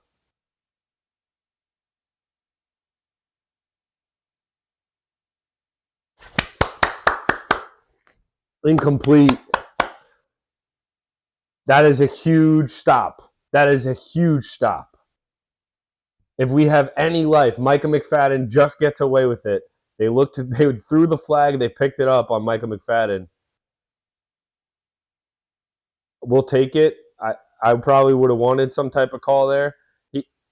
Zach Charbonnet definitely should have made that catch. No doubt about it. Good play by Micah McFadden. And they get a stop on 4th and 1. If you're Pete Carroll, if you watch the way the Giants have been playing offense, you probably, hindsight's 20/20, you kill the game right there with the touchdown. You pretty much kill the game. It becomes a 3-score game. You kill the game. I get it. Yeah, the Giants cannot settle for a field goal on this drive. You absolutely have to punch it in. I don't care how you do it. And it starts with throwing the ball down the field. It starts with good blocking up front, not predictable play calling, throwing the ball on 1st down. We need to start throwing the ball on 1st down. Like these runs to Matt Breida, who's not, you don't even invest in your backup running back. At this point, that is one of the biggest problems with the New York Giants. You put all this money into the running back position with Saquon Barkley, and it's not even, and I'm sure he wanted more. I get it, but he has to understand why he doesn't get more at this point.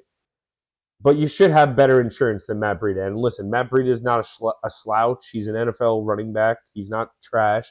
He's got some speed. I've seen him he's got 44 receiving yards tonight. Most of that on one catch. But who cares? You need to start drafting late round running backs with actual potential. Every other team. How does Isaiah Pacheco, who plays in New Jersey, from New Jersey, go to the Chiefs in the 7th round? The Giants don't take him. We take Gary Brightwell instead that year or something like that. Oh, Gettleman suck. Gettleman suck. I get it, but it's not just about that. It's an infrastructure thing. How like Evan Neal and Kayvon Thibodeau. All right, Kayvon Thibodeau has made 2 good plays tonight. A lot of it's not his fault. These are quick 3-step drops. If you know football, you can't just be like, why isn't he making more plays? Well, wide open receivers after a 3-step drop, the D end is not supposed to make a play on that. Only like occasionally freak athletes, Michael Parsons, will you see make a play like that. It's not when guys are wide open, the corners are scared. Deonte Banks has not played well, despite the yardage and all that. The Seahawks haven't gotten out of their own way, and they're still up 2 scores right now. We're back from break. Giants have it at their own 16-yard line. Daniel Jones in the shotgun, Breida to his right. They come out throwing it. They complete it to Wandale for about 4 or 5. I just don't like. I hope they're setting stuff up. I hope they're just getting this quick passing game going right now, and then eventually they're going to take some shots down the field. But when is that time going to be? Because we are in desperate need of it. Jones gets touched, evades another sack, gets back to the line of scrimmage, and that's all he gets. This O-line sucks. If you know anything about football, the main reason your offense is going to suck is because your O-line is literally incompetent. Literally incompetent. Andrew Thomas is going to come back, but it doesn't really matter. Doesn't really matter. There's 5 guys. Pete, what's going on here? This Jones is 15 of 18. The numbers don't look horrible. He's getting sacked again. This is unreal. This is the worst offensive line in the history of football.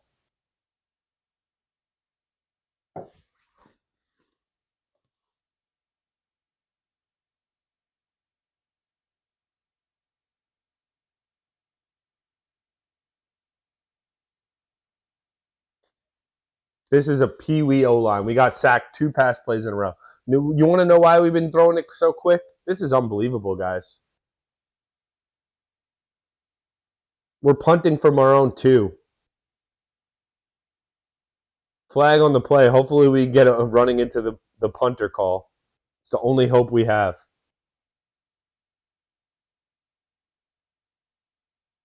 It's probably holding on the Giants, let's be honest.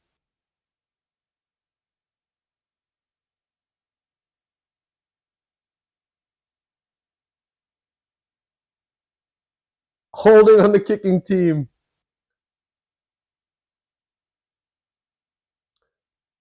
And this is why I can't. We'll never be able to truly. Thomas McGahee, I swear to God, if he's not fired tomorrow, I don't know. I don't know what to do anymore. I don't know what type of football team we are. The O-line coach, fire him too. This is not Micah Parsons. This is not the Philadelphia Eagles. Bobby Wagner in his mid-30s is getting to Daniel Jones with ease, untouched.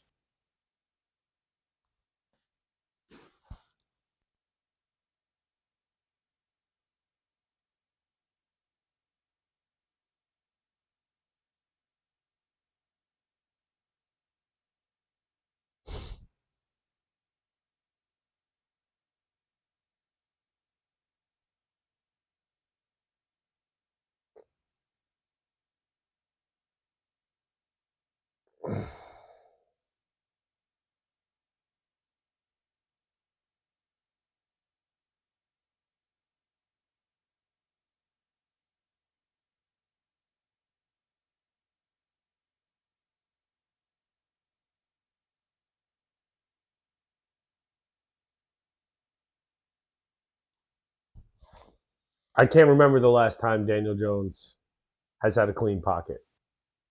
Maybe in the first quarter he had a couple of play actions where, yeah, maybe he had like 2 guys downfield, but it was max protect, and he had 2 guys running routes down the field. If they're covered up, what's he supposed to do?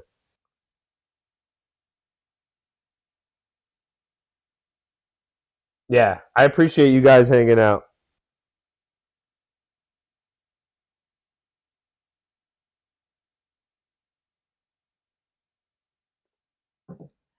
And listen, I made the Daniel Jones video. I want him to be good, no doubt. He's the quarterback of my favorite team.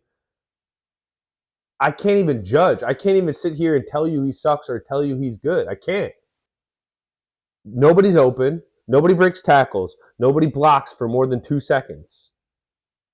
And when they do, it's a holding call or a penalty. It's just a bad football team, guys. They look like they don't practice. They've had 11 days to prepare for Seattle at home. No excuses.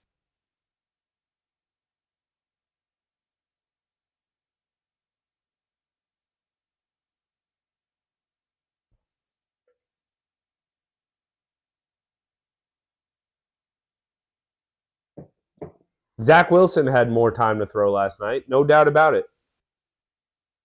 And what did he do? He played well. I'm not saying like Daniel Jones' numbers throwing the ball, he's accurate right now because he's doing quick little shitty throws for no gains. Hand off to Zach Charbonnet, who I think is going to be a stud for Seattle. I really do.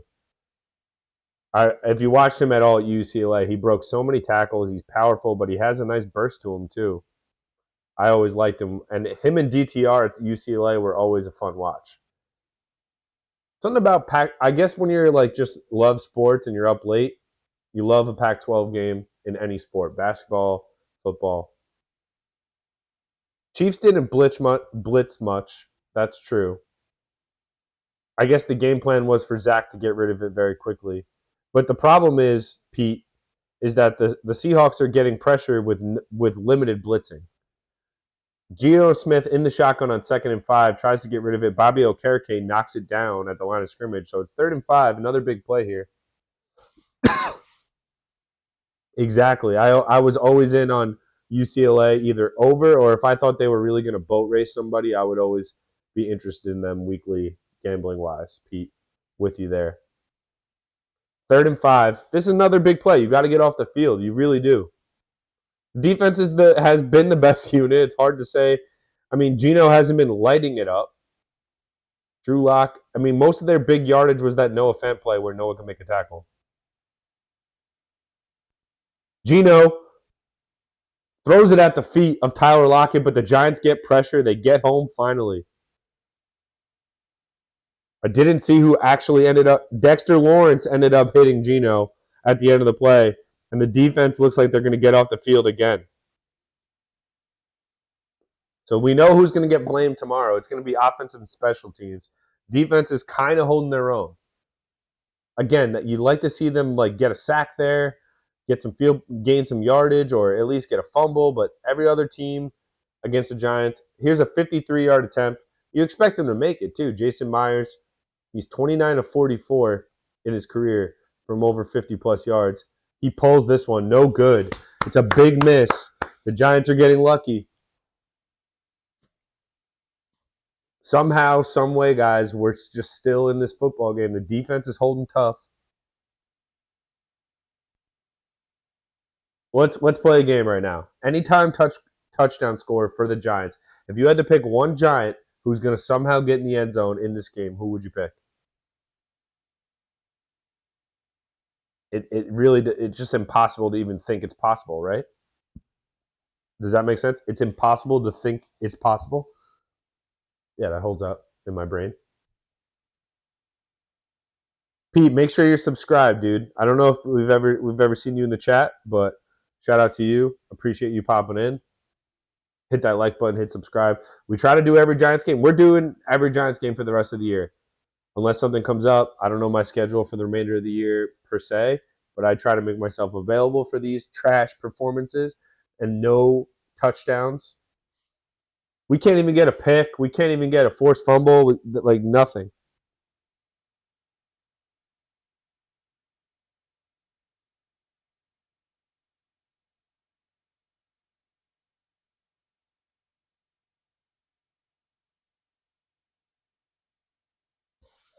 Daniel Dimes will have 3 TDs in this game, Jared.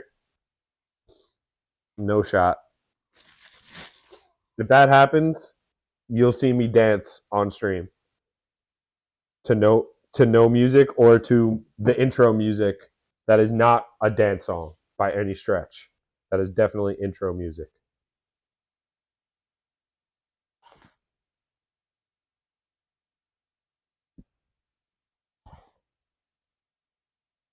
They're gonna come out timid again. Like, why would you come out trying to throw it down the field? Like I keep saying, we need to throw it down the field. We need to throw it down the field. We need to throw it down the field. You can't. You can't even get a four. You can't even get a 4 or 5 step drop. Like the guy can't. What do you expect him to do? Just flick his wrist and throw a dime from two, like taking a 2 step drop? Because the edges are getting rushed right away, and there's pressure right in his face. Feels like Wandale. Okay, if I'm betting on one touchdown for the Giants, it'll probably be like a Daniel Jones read option, or he scrambles on 3rd and goal for like a 7 yard rush, if I'm guessing. But that'll probably be a consolation touchdown. I don't think we're gonna. I want to be optimistic, guys, but there's really no reason to be like we can't block.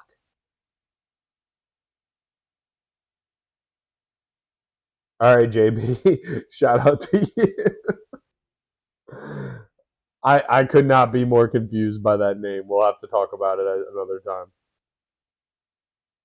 Yeah, I don't know what Darren Waller even does out here. 2nd and 10 already. We just threw an incomplete pass. I just blinked and we threw an incomplete pass. I mean, Seattle, I think, is going to have a good defense in the future. They're trying to build that Legion of Boom back. Jones again getting touched by Devin Weather. Like Witherspoon is the best pass rusher on the field tonight. He's a cornerback.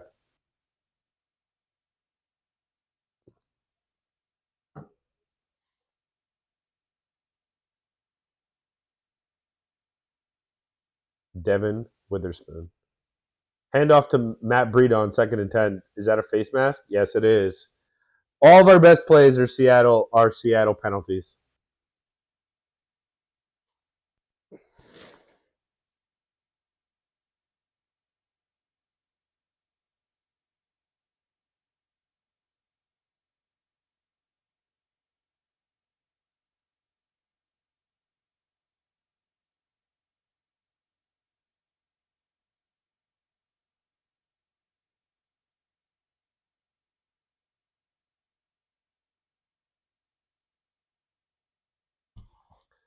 Six minutes left. 1st and 10 because of a face mask.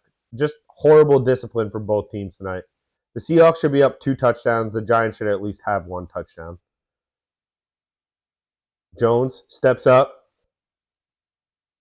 He gets a yard, basically a sack, but he gets a yard. He gets dragged down and carries the defensive tackle for a yard. He's got to start pulling the trigger. Jared, it's not even the quarterback, man. Like, he just doesn't ever get a clean pocket. I need to see if the receivers are open downfield. I mean, maybe these guys are wide open, but he's getting touched every drop back. Every drop back, he's getting touched. That's not supposed to happen. It's not. I watch football every single day. Every game that's on, I tune into it for at least a little bit. They dump it off out wide to Jalen Hyatt. He gets about 8 or 9. It'll be 3rd and short. And the sad thing is, if they get into Graham Gano range, you know they're going to kick it because it makes it a 1-score game. But they really should just be playing balls to the wall here. 3rd and 2. They go hurry up, which I don't know why. They're not coordinated enough to do this. Jones keeps it. He'll get the 1st down, makes a man miss, falls down, but it's a clear 1st down. The read option works. We need to start seeing more of that. Just forget it. Let Jones be an athlete. He's probably our best athlete out there. And that's the thing. Like, you could throw him under the bus all you want. If he had Pro Bowlers, proven Pro Bowlers, anywhere else on the field, I would just be throwing him under the bus. I'd be done. I don't care how good my video is. I'll call myself an idiot. But he just gets no help ever. Even when the guys are wide open, it looks like an adventure. He hands it off to Breida this time. Just predictable. Draw play. Get back to the line of scrimmage. No gain.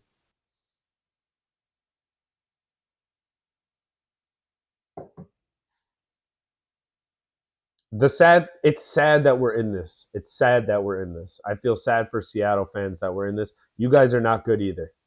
I got news for you. And I'm not trying to hate. You're better than the Giants. Congratulations. You still might lose to the Giants. That's why I'm saying you're not good. Because you should be up 28-3 right now. I know Gino got hurt, but even still. Jones steps up, throws a strike to the outside to Hodgins for about 7 yards. It'll be 3rd and short again. Yeah, Esteban. I mean, this is why we needed to move off of Eli, because we needed at least a pulse back there athletically, and Daniel Jones is certainly more than a pulse athletically. He's more than that. He can run with the football, but you literally might need a jitterbug back there. Matt Breida on 3rd and 3, they hand it off. He gets fucking swan dived. It looks like Brian Daboll is fully calling the plays. I don't care what he says in the post game. He's pretty much calling the plays. Darren Waller has 1 target for 5 yards. He's got to be on many people's list of biggest busts in fantasy. This is a big play. 4th and 1. If you don't convert this, season over. Essentially. I'm about to have a heart attack on this play. 4th and 1. It looks like we're in the shotgun in 4th and 1. This is exactly... No, we're not. We're under center at least. Tell me they take a timeout. They do.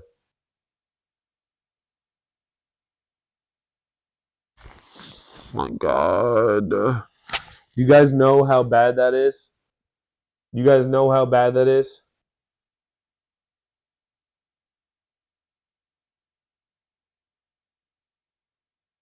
Mark, I appreciate it. Make sure you're subscribed. I do every Giants game. I try to do some Knicks games. But who knows? If we grow enough, if we spread the word of MHT, I'll start to do some other games too. But I appreciate it. Your Seahawks look better than my Giants. That's for sure. No matter what happens tonight, I still like the Seahawks moving forward more than the Giants. Giants are at home. They can't score. They're making a touchdown look like an absolute impossible task. It's like crawling up a mountain with 25 pounds of bricks tied behind your back. I don't know where I came up with that, but you guys get the point.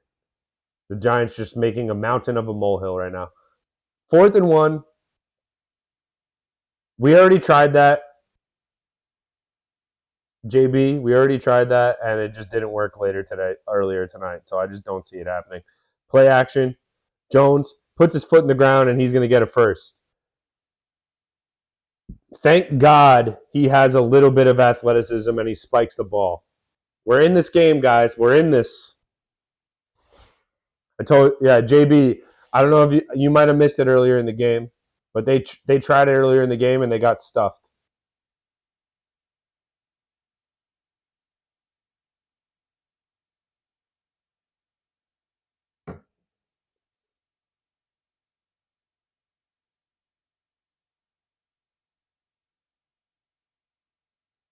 All right, 1st and goal. If you don't score a touchdown here, I can't keep canceling the season, but I have to.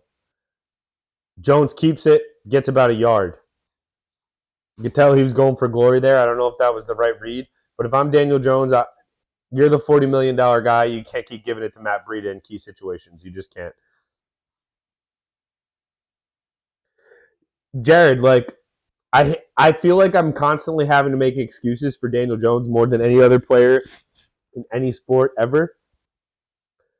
But he just doesn't get help. No one breaks a tackle and goes for 80 yards. No one makes 5 people miss. No one can block consistently for 1 drive. It's just all he has to make people. He just threw a pick. Pick six. Devin Witherspoon, pick 6. That's it. As I was saying, that he needs help. It's all on him. Season over. Sorry, Jared. Pick 6. Jones is done too. That's the play. 97-yard touchdown return, Devin Witherspoon. He's the best player in the NFL as of today because the Giants made him look amazing. Daniel Jones, horrible throw.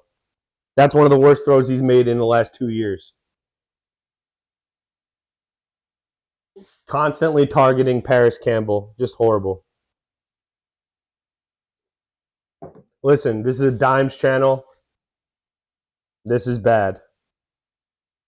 We're in the red zone and you throw a 97-yard pick 6.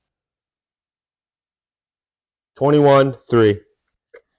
Just like that. Unbelievable, guys.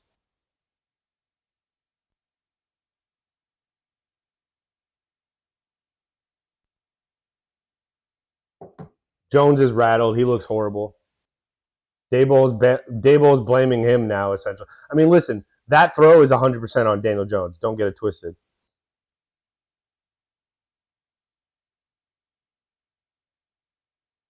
No, yeah, 100%. Mark, listen. Devin Witherspoon looks like a stud. I'll tell you that. Daniel Jones made him look like a stud on that play at least, but he's made a bunch of plays in this game regardless of that pick six. But the pick six is obviously the icing on the cake. It's a bad read. It's a bad throw. I'm sick of targeting Paris Campbell just in general, John. Just in general, but it doesn't matter. Clearly 100% a bad throw. And the sad thing is, this team should not have, like, if he does that in the first quarter and we get in the red zone and we look good, fine, I can live with it. But now, based on this mountain that you've already built, it's 21-3. This game's over. Don't get it twisted. The rest of this game is similar to the Cowboy game. Roasting session. This is one of the worst teams in football. Daniel Jones is spoiling like milk with this bad offensive line and this terrible talent, and then all of a sudden, it looked like he was, to me, he was looking for Paris Campbell. Yeah, Mark, I happen to know Pete. It might be an alias, but Pete Zaria is a funny name. I don't get it. Pete Zaria. I don't get it. Pizzeria? I'm about to order some live. That's the only thing that's going to make me better is if I get some pizzeria. This is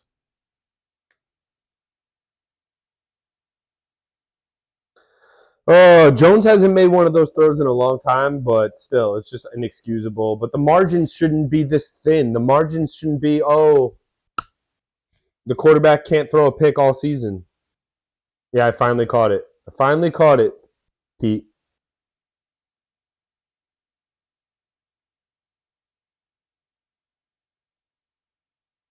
Daniel Jones just poor ball placement, but it's just a terrible idea. He should have been throwing it to Waller in the corner. He's premeditating his throws, and Witherspoon brought it all the way back. If they have to score in a minute for me to think they even have a chance. This is embarrassing. This is the worst team in the NFL. Just stop targeting Paris Campbell, though. It's not like he's going to catch that. We're calling fair catch it. Like, we just suck. It's funny. I'm going to start laughing at a certain point. I'm already thinking about Marvin Harrison Jr. It's not like he can block or throw it to himself, but terrible throw from Jones, game-ending throw, essentially. It looked like Witherspoon might have pulled him a little bit there, but it was slick. This game's over now, though. Giants do not have the team that can just hand off to Breida up the middle. He gets stuffed. This is so bad, guys.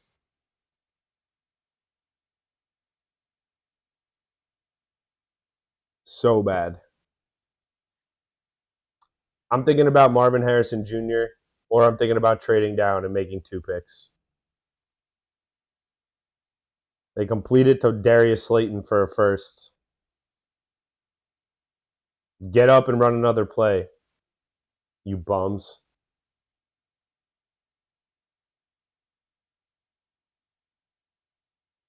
Such a bad pick six from Jones.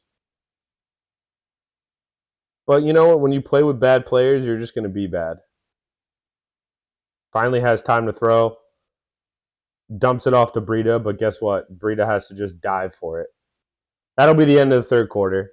It's not like I updated the quarter anyway.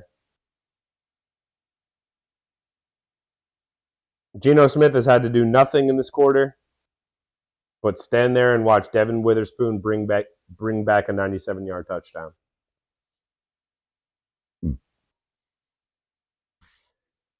I'm going to try to record a video right after this game. But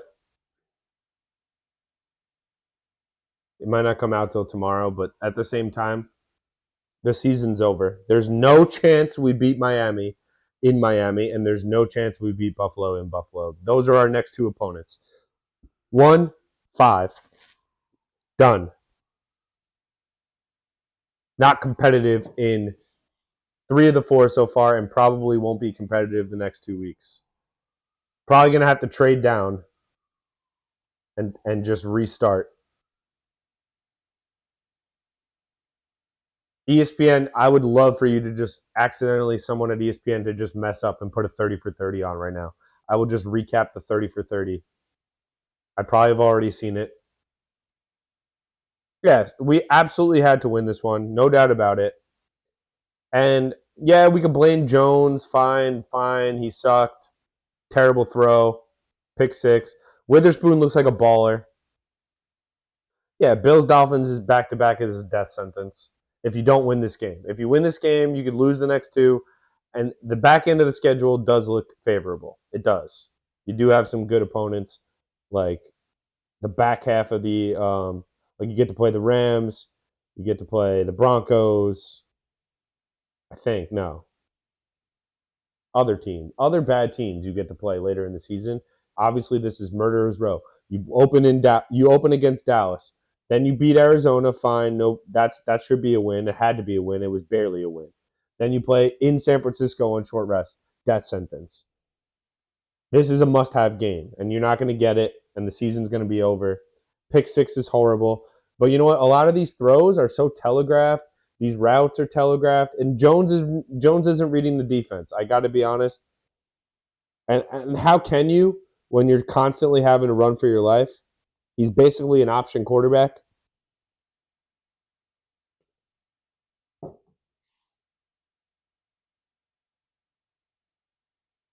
It's to the point where I'm thinking like onside kick if you get a field goal here. Like you're gonna have to kick an onside kick. Fourth quarter just beginning, 2nd and 7 for the end of the season. This is the moratorium of the New York Giants. Witherspoon again on a free blitz. Matt Breida breaks a tackle, falls forward for about 2 or 3. Devin Witherspoon is just getting free reign to the quarterback every single time. How is every other team able to see the disguised blitz? Dayball is just showing up as quarterback now, which you love to see.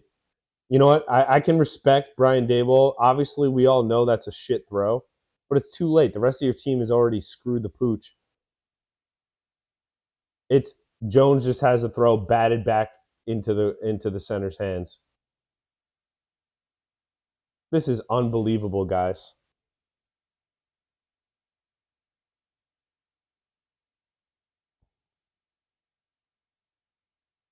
Jones is folding before our very eyes. Folding.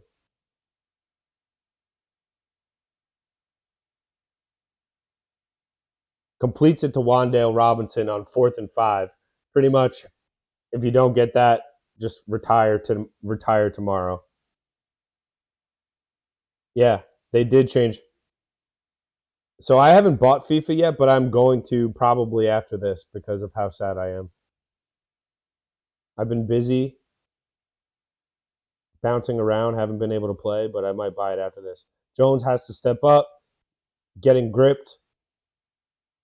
Probably going to get brought back for a holding. He's running around like Paul Crew.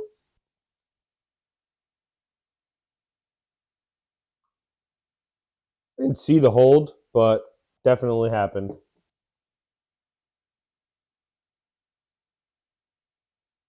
It's on Ben Bredesen.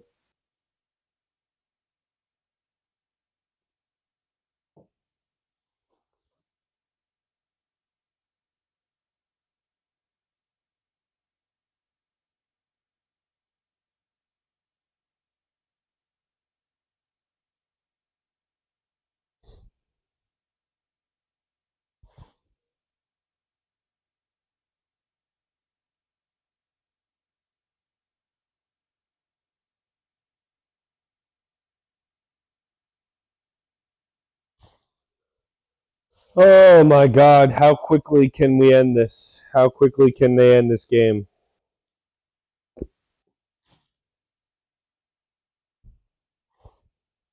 Yeah, what's the point? I mean, who care? Who cares about this season? They just don't even compete. It's not even competitive. And listen, Daniel Jones shit throw. I get it. Fine if they score there. It's a one possession game, no doubt. It's a game deciding throw. But it's like Brian Daboll throws him under the bus right there. Why don't you start throwing other guys under the bus in the first half? Why don't you start throwing the special teams coordinator under the bus? Like, I'm fine with throwing Jones under the bus if you're throwing everybody because it's getting ridiculous with how much we're losing like battles all over the field. You can just tell duels 1-0 for the Giants tonight.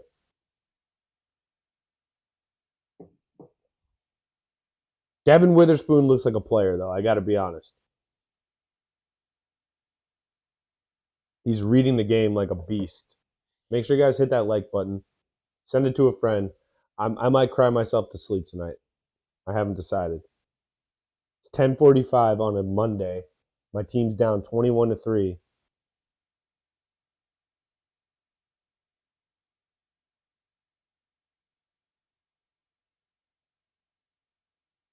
Yeah, I mean, I can't wait for the Knicks at this point. Also Tottenham, but I know not everybody's into the Premier League, but they're at least good right now. But other than that, my teams will never be good. Knicks and Tottenham now. Wake me when they win a championship.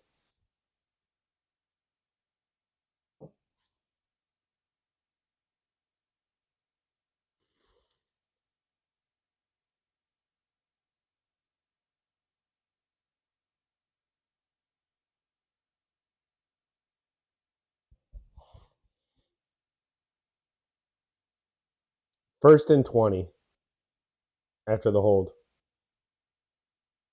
Sack.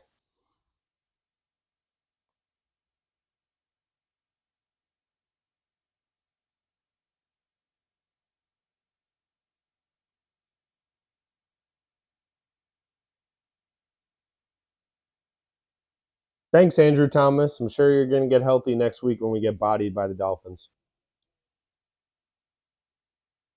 Guys, this blocking is just, they're giving up on him. Sterling Shepard acted like he was about to run for 70 yards. He just falls down. We have a better chance of scoring on defense.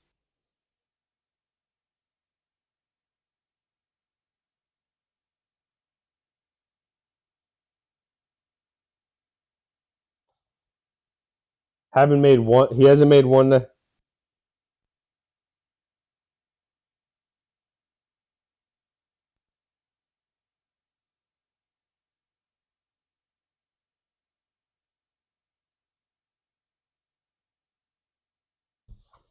Jones sacked again on 3rd and long. 8 sacks.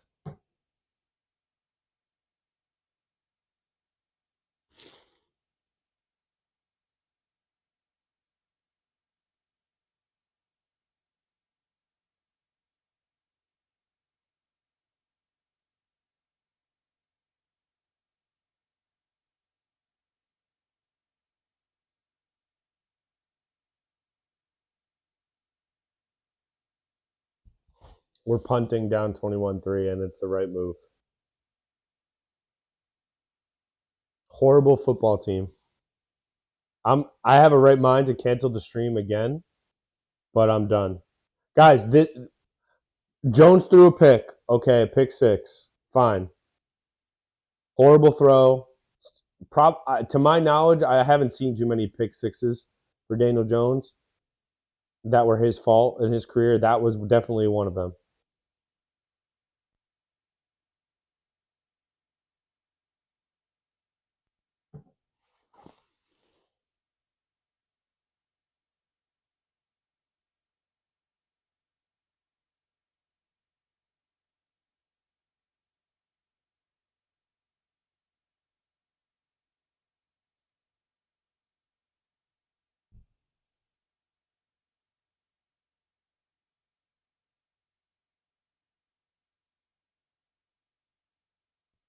Yeah, we should be getting an opening night Knicks stream. You never know with the schedule, but I should be able to. I should be able to provide. I want to. The Knicks streams don't do as well, so if you guys are NBA fans, you got to start sharing it with other NBA fans. I mean, I get it. Like, it's random weekdays, and not everyone's locked into every single NBA game every single night. They don't mean as much as these NFL games, but looks like I will be turning to the Knicks pretty quickly. I'm going to do every Giants game this year. We're going to have to change up our tone. I just can't expect anything from this franchise any longer. This is not a good team. This is not a good franchise. Not a good coach. Not a good quarterback. But at the same time, you can't play quarterback like this. Who do the Knicks play opening week? Opening night. Let's see. It's usually Boston.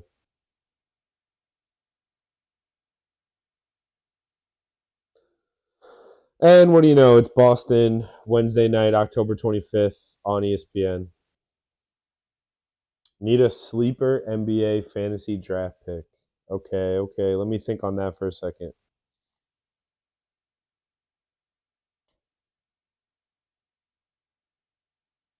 How deep of a sleeper are we talking? Talking like a guy who might, like a known guy who might bounce back? Or are we talking like deep sleeper? I kind of like not the uh, guard Jalen Williams on the Thunder, but I like the big man because I feel like he could shoot some threes. He's going to play a lot of minutes. Nick Claxton is mid, very mid. Mid-round beast. I mean, I'm sure you're going to be in a league with a lot of Nick fans, but I do think R.J. Barrett is. I don't like Dion. Maybe Obi Toppin in Indiana. He's going to be starting for them. He might just get like Halliburton lobs all day and just put up fantasy numbers, and they might lose still because he can't play defense. Geno Smith play action, completes it. They get out of bounds, 2-yard gain. I'm gonna take a back seat on the play-by-play for the rest of this game because I don't think it matters. The Giants are not winning. They've made so many bad plays. They didn't even show up in their own home building. Just soft. Just a soft team.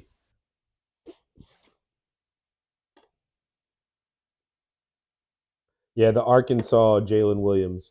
Like, if you're looking for a backup center who might end up like breaking out some games for threes, Gino looking to connect. Good defense. That's the best downfield defense we've had all game long. Xavier McKinney guarding the tight end. Incomplete. 3rd and 8. Not that it matters, guys. Don't get me twisted. Don't get it twisted. Gino could throw a pick six here, and I still will barely get excited. I'll be excited for whoever actually makes the play, but it won't matter. If I'm Seattle, I'm just running the football here. Just play defense the rest of the game. You have 8 sacks with an entire quarter left to play. That's impossible. That's like impossible to do in Madden. Gino in the shotgun, 3rd and 8, empty backfield. Incomplete. So thank you, Seattle, for not taking any time off the clock. Just shitty play. Like, just again, I'll say this again. Seattle is better than the Giants. Hands up. I don't think there's any dispute about that, right? They are not good either. They are not good either. They should be up 40 to 3. They got a pick six and they're only up 21 to 3. They threw the ball 3 times there, or no, 2 times there for no reason at all. Run the clock. Let the Giants offense stay out there as long as they need to score a touchdown because they can be out there for 6 days and they won't score. We can't even return a punt. This guy's just going to escort it into the 1-yard line, Eric Gray. Trade Saquon at the deadline. How about that? Any team that can afford Saquon Barkley, who's a team that could use Saquon? Start thinking about that. What playoff team could use Saquon Barkley the most? Obviously not San Francisco. You're not trading him to Philly. You're not trading him to Dallas. You have to trade him to AFC. I would trade him to Buffalo. I would trade him to The Jets don't really need him, but I would trade him to the Jets if they really wanted him. I would trade him to whoever wins the whoever thinks they're winning the AFC South. I'm trading Saquon right now. As of right now, there's no reason to keep a running back who's going to get 60 yards a game. Just no reason. I like Daniel Jones too. I really do. One of my biggest video on this channel is a Daniel Jones love video. And I still think if you traded him to the Commanders, if you traded him to a team that needs a quarterback, the Jets, I think he could do but he's running for his life on every play. And if you've ever played any type of quarterback ever in your life, if you know that the O-line is overmatched the minute you snap the ball, just think about how your head is reacting. You're not capable of just being like, all right, I'm not going to get rushed on this play and it not happening. Like he's getting hit, he's getting rushed as soon as the ball is snapped. He's not even getting clean pockets that he could step up into. He steps up and he gets swallowed up. Yeah. Saquon to Baltimore, would love that. Perfect. Give us your first round pick for Saquon. And then we trade down somehow and we get 3 first round picks next year. Because that's really what it comes down to. The Giants need to start stockpiling first round picks. Not that they're going to pan out anyway. Evan Neal is a turnstile. Absolute turnstile. He sucks. Andrew Thomas doesn't play. Trade him too. Oh, Mike, you're an idiot. You're overreacting. You're just knee-jerk reacting. Andrew Thomas is good. He's just hurt. Who cares? This team is so far away from being good. Get as many first-round picks as you possibly can and start this rebuild now instead of acting like you're going to be surprised in a year and a half when it's going to happen. We're not competing. It takes a lot for me to say trade your 2 best offensive players for first-round picks after week 4. You're not competing. Jones, pump fake, sack. 9th sack.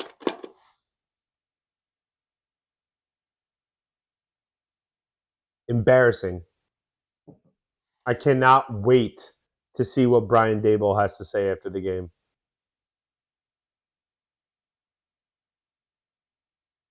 It's not a great look. That wasn't necessarily bad protection. Jones just has the heebie-jeebies already. They run a screen pass to not embarrass themselves. Gary Brightwell tries to keep running. Just embarrassing, guys. Trade Darren Waller, too, for less than what you got him for.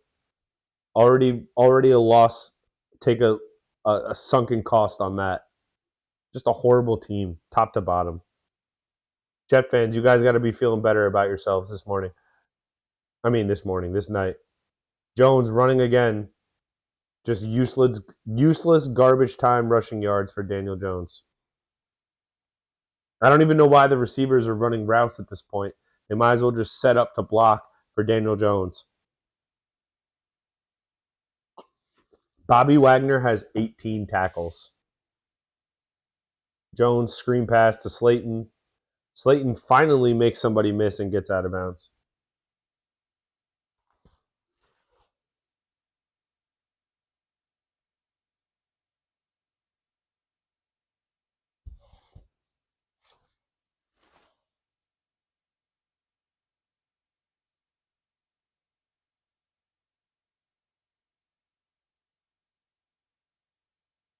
Jones steps up, almost throws a pick.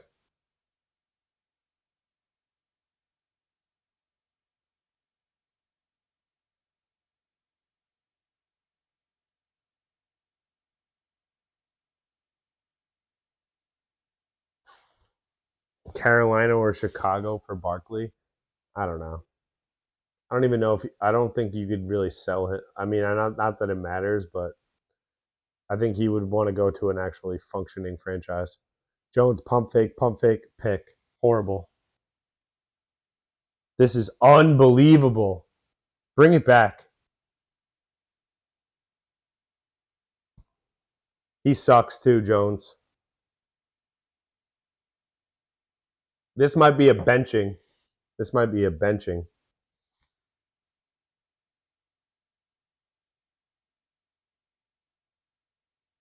Take him out for the rest of the game. Not that it matters.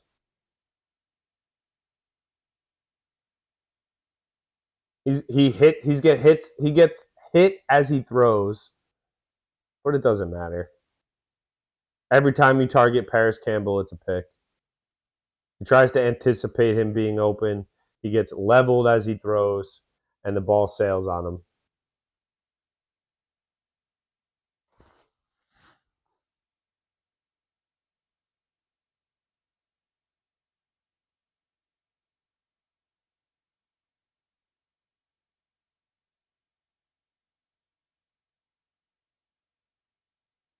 Kenneth Walker gets about 6 on first down. It's the death of Danny. That might be my video tomorrow, guys. Listen, he's had bad games. He's had unproductive games, but he's never looked this out of sorts. And that has a lot to do with how bad his blocking is in front of him, no doubt. On that pick, he got hit. But at the same time, he just hasn't done anything throwing the ball.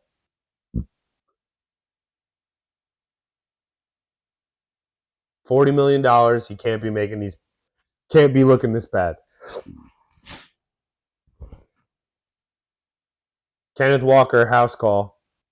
Nope. Just barely. Jason Pinnock wrapped him up.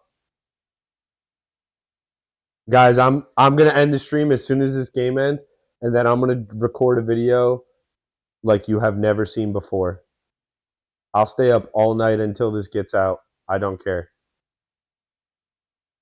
I'm gonna edit it. I'm gonna record it all tonight. And nobody is safe. Nobody is safe. I don't even listen. If we were 1-3, if we lost to Seattle 27-24 tonight and looked like a competent NFL team, I would at least be able to sleep. This is the worst NFL team in the world.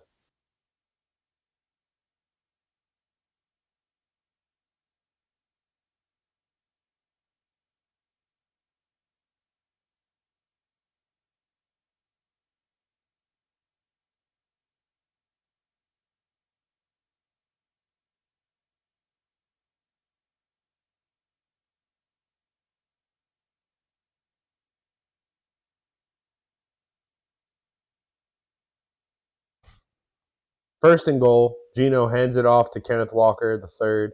He just thinks he's playing like it's Pee Wee football. He just thinks he's going to score no matter what. This is so bad, guys.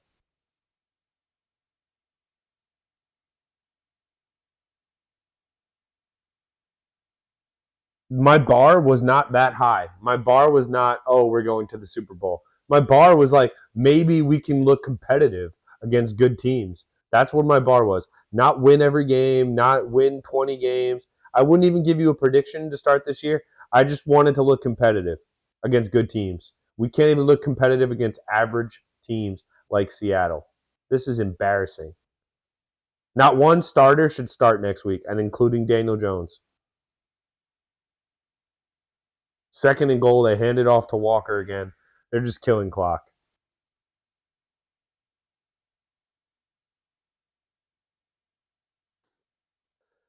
Jared, I didn't even have a win prediction in my brain because last year was such razor thin margins in every win. Daniel Jones looked like shit tonight. There's no way around it. You're not going to hear me make excuses for him. But 10 sacks.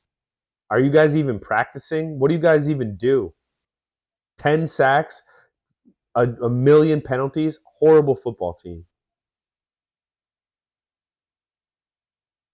Thibodeau gets his second sack of the game. Garbage time sack. Will look good on his stats at the end of the year. I'm sure that's all he cares about. Not celebrating, at least. Fourth and goal. 5 minutes remaining, fourth quarter. I'm going to try to record a video right after this, right in my very spot, and cut it up and get it out tonight.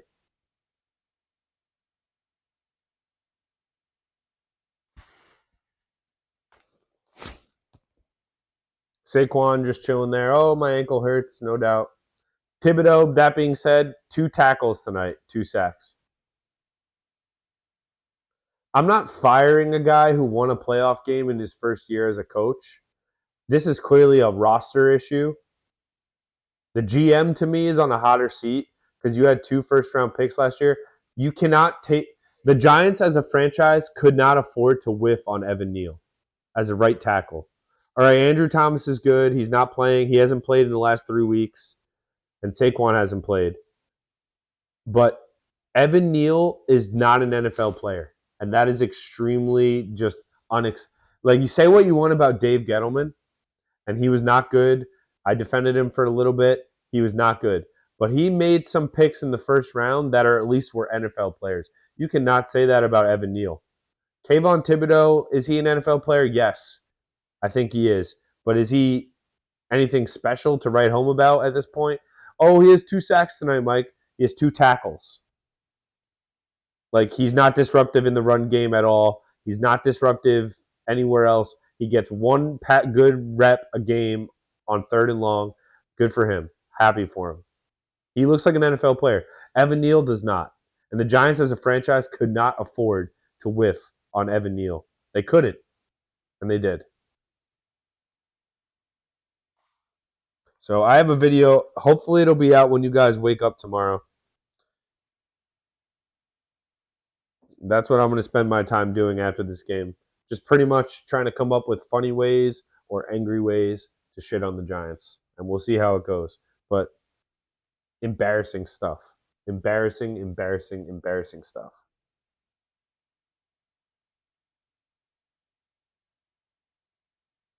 The only reason I'm still here, guys, the only reason I'm still here is you people, and the fact that I already missed last week and I missed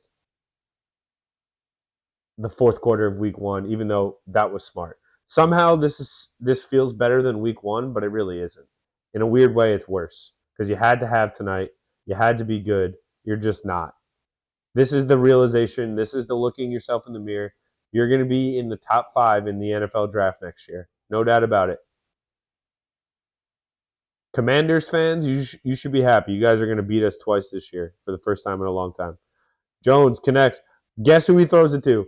You have no idea. Darren Waller. That sounds like just a name that I made up.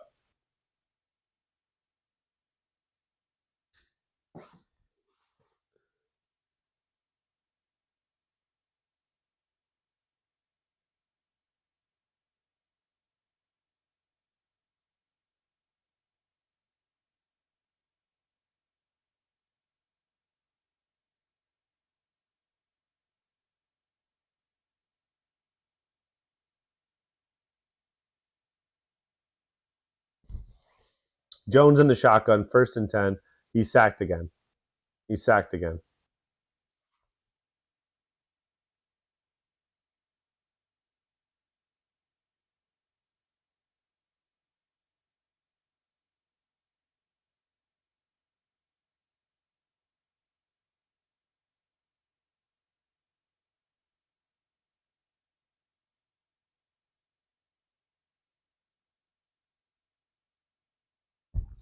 2nd and 16. Daniel Jones has been sacked more than a porn star on a Friday night.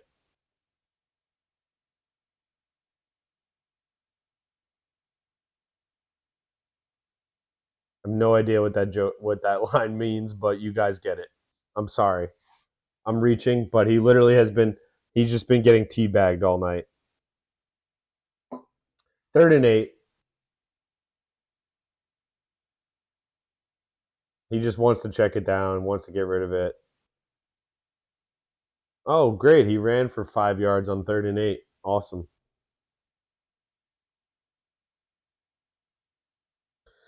Oh, my God. Somehow this Giants season is worse than the Mets. Somehow. It is worse than the Mets season. It is. Appreciate it. Appreciate it, JB. Like, you get a sack, you get a sack, you get a sack, you get a sack, you get a sack. That's the Seattle defense. Another one coming up. Strip sack this time. Giants fall on it at least.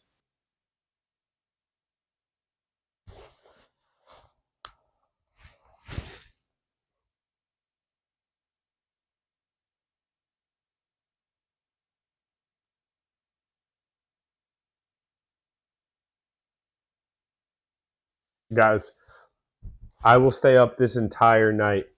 Daniel Jones doesn't even yell at anyone, doesn't get in anyone's face. I'm starting to lose it on him.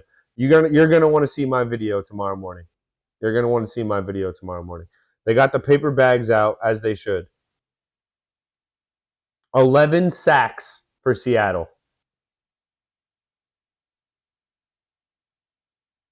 This game was ruined. Every game is ruined from the jump when your offensive line is this bad. It really is. Giants defense has played hard. They've only given up one touchdown. It was a pick six. There was another fumble early in the game.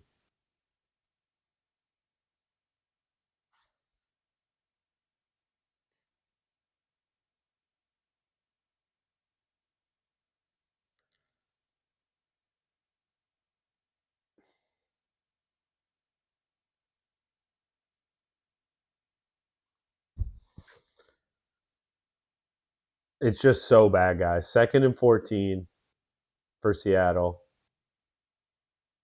I'm not crying, but I want my brain's telling me I should cry. I'm gonna try to record a video tonight. Hopefully I can get it out. I'm working. I need to get the thumbnail. That's the most important thing. But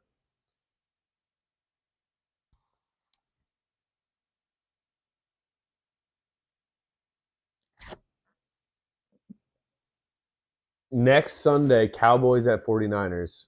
You know what, guys? I'm a Giants fan, but if the channel is just dead for Giant games, maybe I'll just do the big games. Like Cowboys at 49ers is a big game. Your boy needs to be on the call for that. Maybe I should be calling that instead of this Giants trash. I can't even get into the game.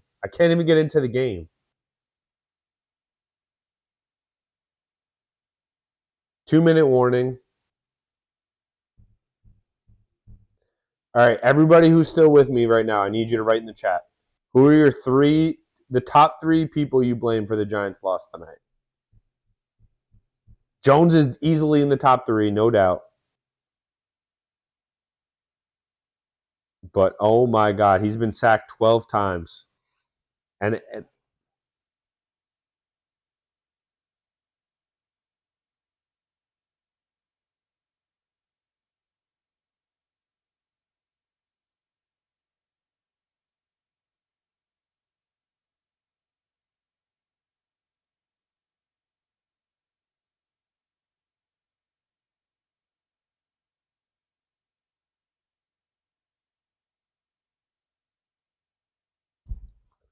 entire O-line counts as one person. No doubt. Like, it's embarrassing. I would love to just be, all right, our quarterback isn't the guy. We need to get off him. Like, the Cardinals are especially, DJ, special teams coach in the entire O-line, Evan Neal. Dayball, Jones, entire O-line. Yeah, I'd probably go Dayball, entire O-line, Jones, but that's because I like Jones a little bit more than everyone else because I think he's at least having to try. The rest of the team doesn't try. The O-line is just it looks like in The Longest Yard when the O-line just gives up on Paul Crewe. That's what Daniel Jones looks like. And the sad thing is they're actually trying. They're actually trying. You watch football every single night of your entire life, you will not see 11 sacks in an NFL game ever again. I'm sure it's happened. But it won't happen.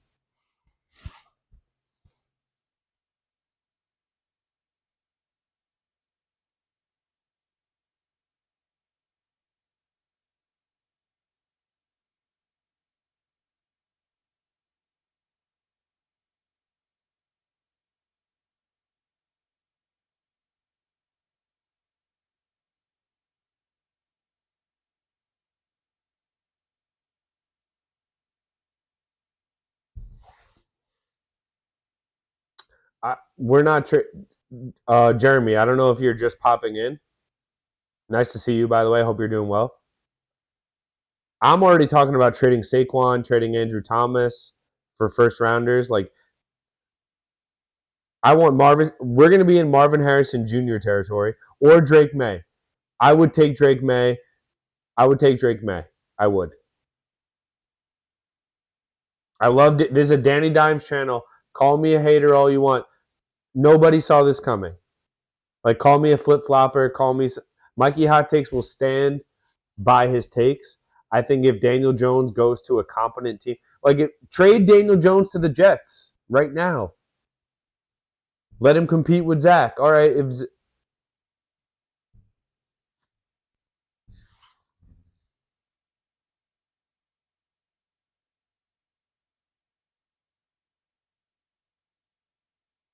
11 sacks allowed, guys. No receivers are getting open.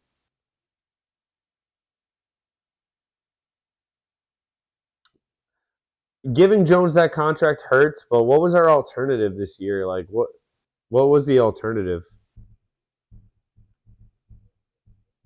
The only reason we have one win right now is because of one half of Daniel Jones football. The rest, no unit on the Giants has put together enough film to say that they justify winning anything. Daniel Jones, yeah, literally, this is the worst. But this is the thing with the Giants for years now. It's not just bad offensive line. Like, we wouldn't be talking about it if it was tolerable. Last year it was somewhat tolerable, but it still wasn't good. When you played a good team, when you played Philly, when you played Dallas, you felt how Drew Lock is in just for shits and giggles right now. Nothing around him is set, and now you're probably gonna. We're in a Kyler Murray situation. We really are. This is like the exact same situation Arizona is in with Kyler Murray. The only difference is Kyler Murray. Some people still might think can be good because I think Daniel Jones, perception-wise, is done until he leaves the Giants. Prediction: Daniel Jones goes to Carolina in a year and ends up replacing Bryce Young, and they'll finally have a good team because they'll be well coached and have a better team around him. And I don't think Bryce Young is the answer in Carolina. I really don't. I never liked him at Alabama, but it doesn't matter. It's not that I never liked him. I just didn't think he was going to be like a great pro. He didn't project to me as like a great pro. Tyrod Taylor is in the game. Thank God. I've never wanted to see Tyrod Taylor more. A minute 11 left. They handed to Gary Brightwell. 24-3. I haven't even updated the score. I'm sorry, guys. Who cares? Who really cares? Seattle covers. It doesn't affect anything. Maybe the over-under. I don't think it does. I think the under is hitting because the Giants did nothing.